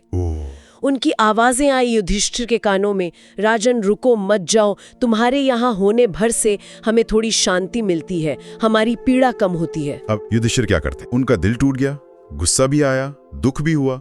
उन्होंने देवताओं से कहा, मुझे ये स्वर्ग नहीं चाहिए जहां मेरे भाई और पत्नी नहीं है। अगर मेरे यहां रहने से इन्हें शांति मिलती है तो मैं यहीं इसी नरक में अपने लोगों के साथ रहूंगा। उन्होंने स्वर्ग की जगह नरक चुना फिर से। हाँ, और जैसे ही उन्होंने ये फैसला किया, वो भयानक नजारा गायब हो गया। फिर से एक इल्यूजन। बिल्कुल। इंद्र और धर्मदेव फिर सामने आए। उन्होंने बताया कि ये आखिरी टेस्ट था। युधिष्ठिर को कुछ पल नरक इसलिए देखना पड़ा क्योंकि उन्होंने युद्ध में एक बार द्रोणाचार्य से झूठ बोला था, अश्वत्थामा के बारे में। अच्छा, वो हाथी वाली घटना। हाँ, उसका फल था वो। उन्होंने कहा, हर राजा को अपने कर्मों का हिसाब, अच्छा या बुरा, देखना ही पड़ता है। पर इस आखिरी टेस्ट में भी युधिष्ठिर ने अपने सुख, अपने स्वर्ग से ऊपर किसको चुना? अपनों के लिए करुणा और लॉयल्टी को। बिल्कुल। युधिष्ठिर मतलब बिल्कुल टिपिकल हीरो जैसे नहीं लगते। नहीं लगते। वो सवाल पूछते हैं, दुखी होते हैं, गुस्सा भी करते हैं। वो लड़ाई करना नहीं चाहते थे, शांति चाहते थे। हाँ, वो हमेशा बातचीत से हल निकालने की कोशिश करते थे। उन्होंने समाज के बनाए रूल्स, जैसे क्षत्रिय का धर्म में लड़ना, उससे ज्यादा अपनी अंदर की आवाज, अपनी इंसानियत को इंपॉर्टेंस दी। वो ज्यादा रियल लगते हैं ना? बहुत ज्यादा रियल। उनकी कहानी हमें यही सिखाती है कि असली धर्म शायद मंदिर, मस्जिद या पूजा पाठ या सिर्फ नियमों को मानने से ज्यादा दूसरों के दर्द को समझने और मुश्किल वक्त में उनके साथ खड़े होने में है। हाँ, ये सोचना कि अगर ये मेरे साथ होता तो मुझे कैसा लगता। यही एम्पैथी है, यही अन्वेषण से है जो हमें एक दूसरे से जोड़ता है, चाहे वो इंसान हो या जानवर। युधिष्ठिर की ये जो पूरी यात्रा है, ये दिखाती है कि दुनिया शायद हमेशा फेयर ना हो। यहाँ अच्छे लोगों को भी दुख झेलना पड़ता है। महाभारत खुद कहता है कि ये दुनिया अनइवन है, उबड़ खाबड़ है। सही बात है। पर शायद इस अनइवन दुनिया में करुणा का रास्ता चुनकर ही हम अपनी लाइफ को, अपने जीवन को कोई मीनिंग दे सकते हैं, राइट, कोई अर्थ दे सकते हैं। तो अंत में सोचने वाली बात यही है ना, कि क्या इस अनइवन सी दुनिया में, जहाँ सब कुछ हमेशा हमारे कंट्रोल में नहीं होता, दूसरों के लिए ये करुणा दिखाना, ये अन्वेषण का भाव रखना ही वो असली ताकत है जो हमें युधिष्ठिर की तरह बड़ी से बड़ी मुश्किलों के पार ले जा सकती है और शायद हमारी जिंदगी को एक गहरा मकसद दे सकती है। Now chapter 11 conclusion. महाभारत, सोचिए कहानी हजारों साल पुरानी है, पर ऐसा लगता है जैसे कल की बात हो। बिल्कुल। मतलब आज भी हम उन्हीं सवालों में उलझे हैं, सही क्या है, गलत क्या है। आज हम इसी महाग्रंथ की गहराइयों में उतरेंगे और समझने की कोशिश करेंगे कि भाई अच्छा होना इतना मुश्किल क्यों है। बिल्कुल। और ये सिर्फ आप देखें तो राजाओं और युद्धों की कहानी नहीं है। बिल्कुल नहीं, हाँ, ये असल में एक तलाश है। अपने धर्म की, अपने अंदर जो कश्मकश चलती है ना, उसकी कहानी है कि जिए तो कैसे जिए। हमारे स्रोत बताते हैं कि कैसे लेखक ने बचपन में अपनी दादी से ये कहानी सुनी थी और वो तो इसे बिल्कुल इतिहास मानती थी। अच्छा। हाँ, सच्ची घटना। पर बड़े होकर लेखक को लगा कि नहीं, इसके कई मतलब हैं। ये अच्छे बुरे की लड़ाई तो है ही, एक परिवार का झगड़ा भी है, पर सबसे जरूरी कुछ किरदारों का, आप कह सकते हैं जमीर का संकट, एक मॉरल क्राइसिस। बिल्कुल बिल्कुल। तो चलिए यहीं से खोलते हैं इसे। एक बड़ा सवाल जो महाभारत उठाता है, सफलता मतलब सक्सेस आखिर है क्या? क्या बस अर्जुन की तरह जीत जाना ही सब कुछ है? हाँ। आजकल तो यही दिखता है, माँ बाप बच्चों को अर्जुन बनाना चाहते हैं। हाँ। ये बड़ा दिलचस्प पॉइंट है। ज्यादातर लोग कामयाबी को अर्जुन से ही जोड़ते हैं, सफल, विजेता। लेकिन क्या यही असली रास्ता है? स्रोत में सत्यम घोटाले का जिक्र आता है। रामलिंगा राजू, इतने बड़े सीईओ, इतनी सक्सेसफुल कंपनी, हाँ, फिर इतना बड़ा धोखा क्यों? क्या था वो? सिर्फ लालच, पैसे का मोह, या कुछ और भी था? स्रोत इशारा करते हैं कि शायद ये धृतराष्ट्र वाला मोह था। मतलब अपने बेटों के लिए, परिवार के लिए एक अंधापन। अच्छा। राजू को शायद लगा कि भाई परिवार को बचाने के लिए, कंपनी बचाने के लिए ये धोखा जरूरी है, रास्ता भले ही गलत हो। और यहीं पर धर्म का असली सवाल उठता है। कैसे? मतलब परिवार का ख्याल रखना तो धर्म ही है ना, अच्छी बात है। हाँ, महाभारत कहता है कि परिवार पालना स्वधर्म है, अपनी जिम्मेदारी है, इसमें कोई शक नहीं। तो फिर? लेकिन उसके लिए सही गलत की जो लाइन है, उसे पार कर जाना वो धर्म नहीं। युधिष्ठिर इसी सोच को चैलेंज करते हैं। वो सिर्फ अपने परिवार तक सीमित नहीं रहते, वो सबके प्रति बराबरी वाले साधारण धर्म को चुनते हैं, जिसे हम यूनिवर्सल एथिक्स कह सकते हैं। राजू की कहानी हमें सोचने पर मजबूर करती है कि हमने ये जो सफलता की परिभाषा बना रखी है, वो क्या है असल में। और यहीं पर युधिष्ठिर का जो किरदार है वो एकदम हटके लगता है। सोचिए ना, इतनी बड़ी लड़ाई जीत ली, कुरुक्षेत्र जीत लिया, पर वो खुश नहीं है। बिल्कुल नहीं। उनको लगता है कि ये जीत तो हार जैसी है। पछतावा होता है उन्हें, गहरा रिमोर्स। और यहीं से कहानी एक बहुत गहरा मोड़ लेती है। इसी पछतावे से जन्म होता है अहिंसा का, मतलब नॉन वायलेंस, और एक और खूबसूरत चीज का, आनरेंसिया। आनरेंसिया, ये क्या है? आनरेंसिया का मतलब सिर्फ ये नहीं कि आप दूसरों के दुख में दुखी हो, वो तो है ही। हाँ। पर इसका मतलब ये भी है कि आप दूसरों की खुशी में जेन्युइनली खुश हो, बिना किसी जलन के, बिना किसी ईर्ष्या के।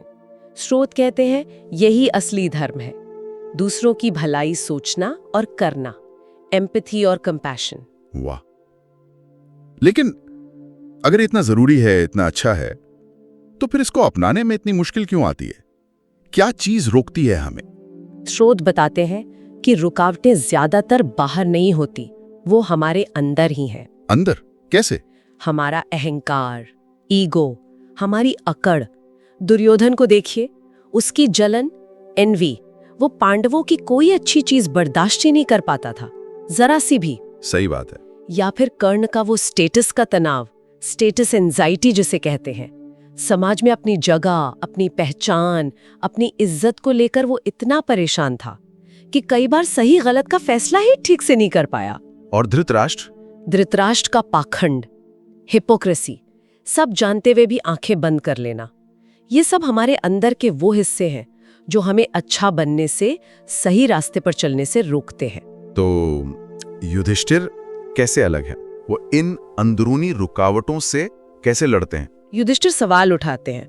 वो समाज की जो थोपी हुई बातें हैं ना, उनको यूं ही मान नहीं लेते।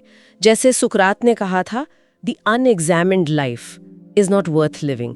बिना जांच पड़ताल की जिंदगी जीने लायक नहीं है।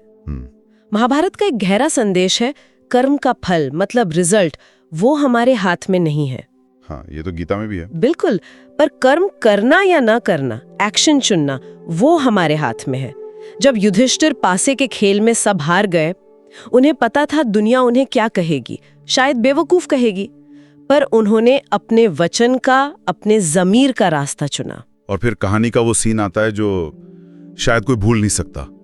स्वर्ग के दरवाजे पर हाँ, युधिष्ठिर एक आवारा कुत्ते के लिए अड़ जाते हैं। कहते हैं मैं इसके बिना अंदर नहीं जाऊंगा। ये कैसा हीरो है? बिल्कुल। वो पल दिखाता है कि असली महानता शायद ताकत दिखाने या युद्ध जीतने में है ही नहीं। तो किसमें है? वो दया में है, करुणा में है। युधिष्ठिर सिर्फ इंसानों के लिए नहीं, हर प्राणी के लिए वो दर्द महसूस करते हैं।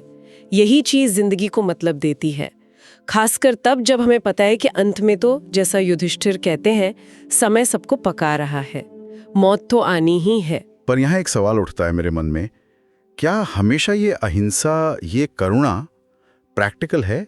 जब सामने दुर्योधन जैसा कोई हो जो किसी नियम को, किसी दया को मानने को तैयार ही ना हो, तब क्या? ये महाभारत का शायद सबसे मुश्किल सवाल है, और ग्रंथ इसका कोई आसान सीधा सा जवाब नहीं देता। अच्छा। वो एक बीच का रास्ता सुझाता है, एक मिडिल पाथ। आदर्श तो अहिंसा ही है, हाईएस्ट आइडियल है वो, पर कभी कभी न्याय के लिए, बेगुनाहों की रक्षा के लिए बल का प्रयोग, मतलब दंड, स्टेट्स पावर टू पनिश, वो जरूरी हो जाता है। मतलब हिंसा जरूरी हो जाती है। हाँ, कभी एक राजा का धर्म सिर्फ दया दिखाना नहीं है, समाज को अन्याय से बचाना भी है। युधिष्ठिर ने भी बहुत अनिच्छा से, भारी मन से राजधर्म निभाया। वो एक जिम्मेदार शासक बने, दुनिया की मुश्किलों से भागे नहीं वो। तो आखिर में महाभारत हमें छोड़ जाता है बहुत सारे सवालों के साथ। धर्म क्या है? ये इतना सटल, इतना पेचीदा क्यों है? मतलब क्यों ऐसा लगता है कि सिचुएशन के हिसाब से सही गलत बदल जाता है? हाँ, कोई क्लियर कट जवाब नहीं मिलता। और ये कहानी किरदारों को भी अच्छा या बुरा के खांचों में नहीं बांटती। पांडवों को ही देख लीजिए, जीत के लिए छल करना पड़ा उन्हें भी, और नरक भी देखना पड़ा। बिल्कुल। और कहानी के अंत में व्यास की आवाज में एक गहरी निराशा झलकती है। वो कहते हैं, मैं अपनी बाहें उठाकर चिल्ला रहा हूं, पर कोई सुनता नहीं। अरे लोगों, धर्म से ही अर्थ मतलब वेल्थ और काम मतलब प्लेजर मिलते हैं, फिर धर्म का पालन क्यों नहीं करते? ये सवाल तो आज भी उतना ही रेलेवेंट लगता है ना?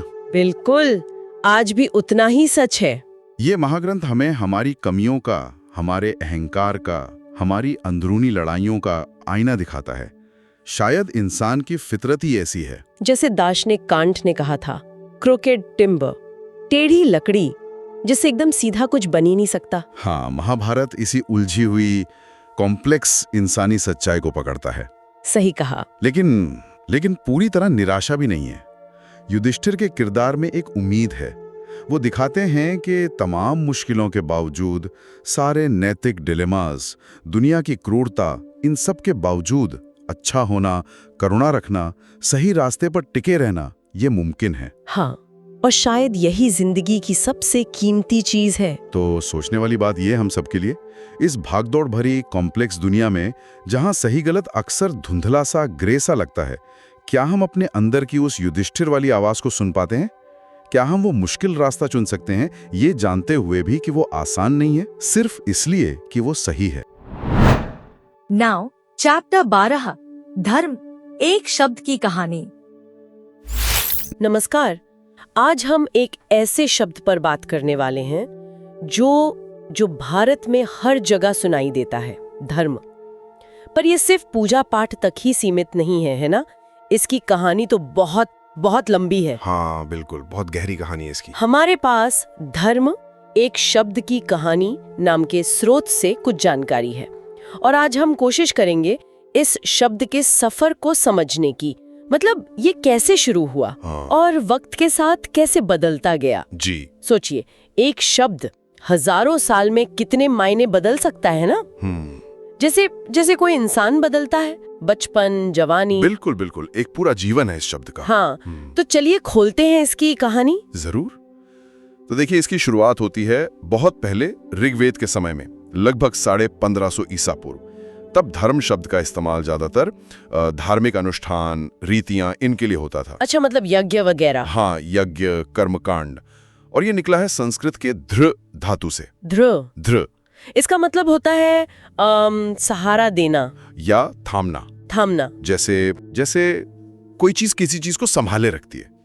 तो धर्म वो नियम थे जो दुनिया को, समाज को थामते थे। ये सिर्फ स्वर्ग पृथ्वी को ही में, बल्कि समाज के जो 4 वर्ण थे ना, उनको भी अपनी अपनी जगह पर बनाए रखने का एक जरिया माना जाता था।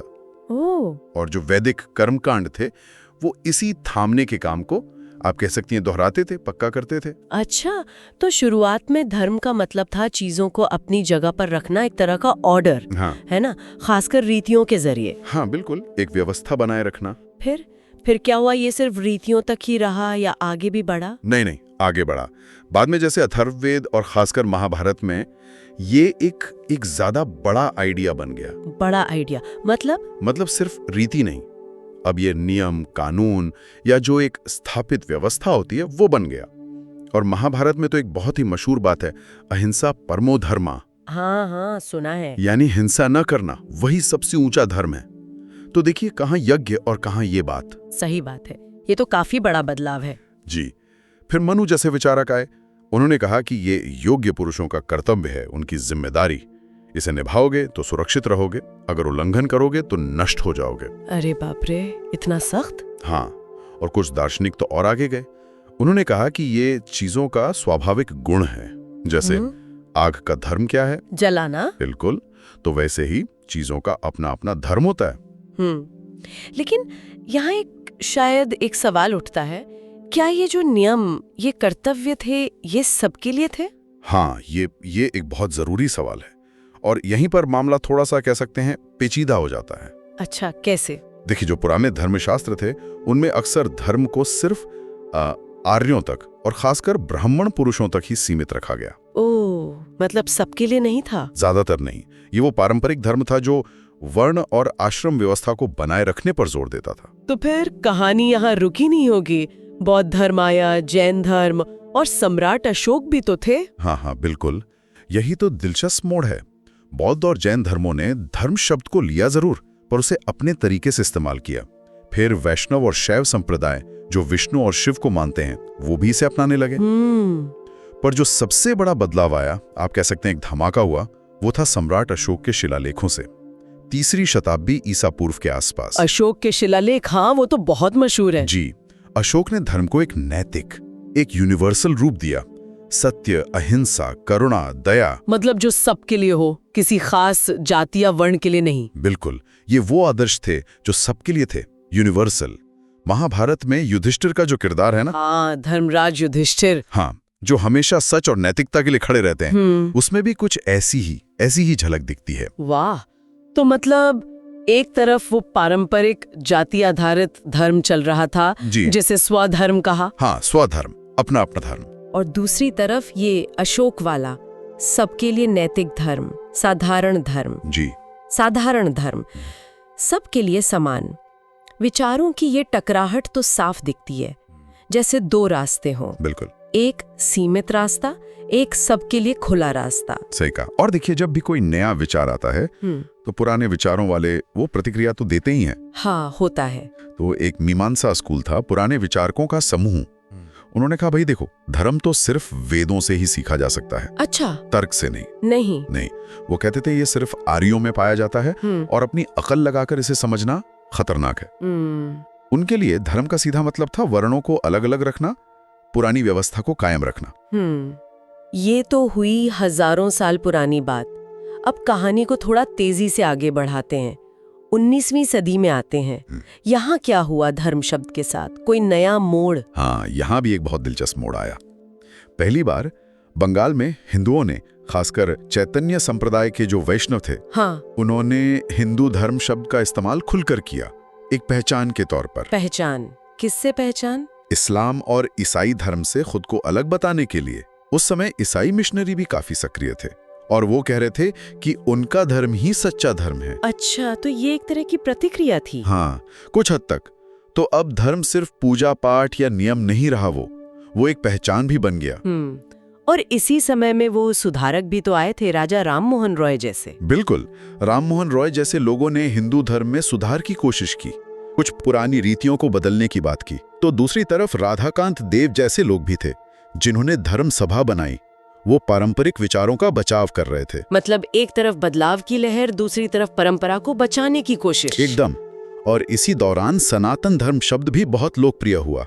मतलब वो धर्म जो हमेशा से चला आ रहा है। और जो पश्चिम से नए विचार आ रहे थे, उनका क्या असर हुआ? उनका भी काफी असर हुआ। हाँ। जैसे बंकिम चंद्र चट्टोपाध्याय थे, उन्होंने धर्म को मानवता, कर्तव्य, देश प्रेम से जोड़ा। अच्छा। अक्षय कुमार दत्ता ने कहा कि जो प्रकृति के नियम हैं, असल में वही धर्म है। ये भी एक अलग सोच है। और फिर स्वामी विवेकानंद, उन्होंने तो इसे मानवता के धर्म के रूप में पश्चिम तक पहुंचाया। हाँ, शिकागो वाला भाषण तो बहुत प्रसिद्ध है। जी।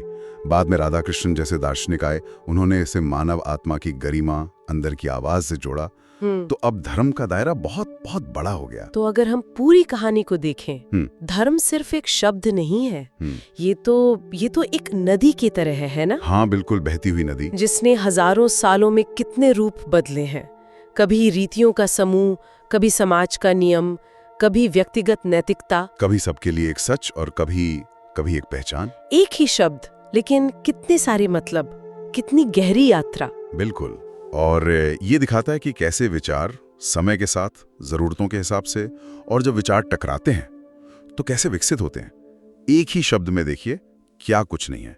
कर्मकांड भी हैं, करुणा भी है, समाज के नियम भी हैं, और आत्मा की पुकार भी।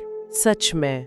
और ये सब जानने के बाद मन में एक सवाल आता है जी, कि आज के समय में जब इस एक शब्द के पीछे इतना लंबा इतिहास है, इतने सारे अलग अलग मतलब जुड़े हुए हैं, तो हम सबके लिए अपने अपने जीवन में धर्म का असली मतलब क्या हो सकता है? ये सोचने वाली बात है। हाँ, ये सवाल शायद हम अपने श्रोताओं के लिए छोड़ सकते हैं सोचने के लिए। Thanks for watching. अगर आपको यह वीडियो पसंद आया तो लाइक बटन दबाएं। लेटेस्ट वीडियो सबसे पहले देखने के लिए सब्सक्राइब करो और अपने दोस्तों, परिवार और कम्युनिटी ग्रुप्स के साथ भी शेयर करें।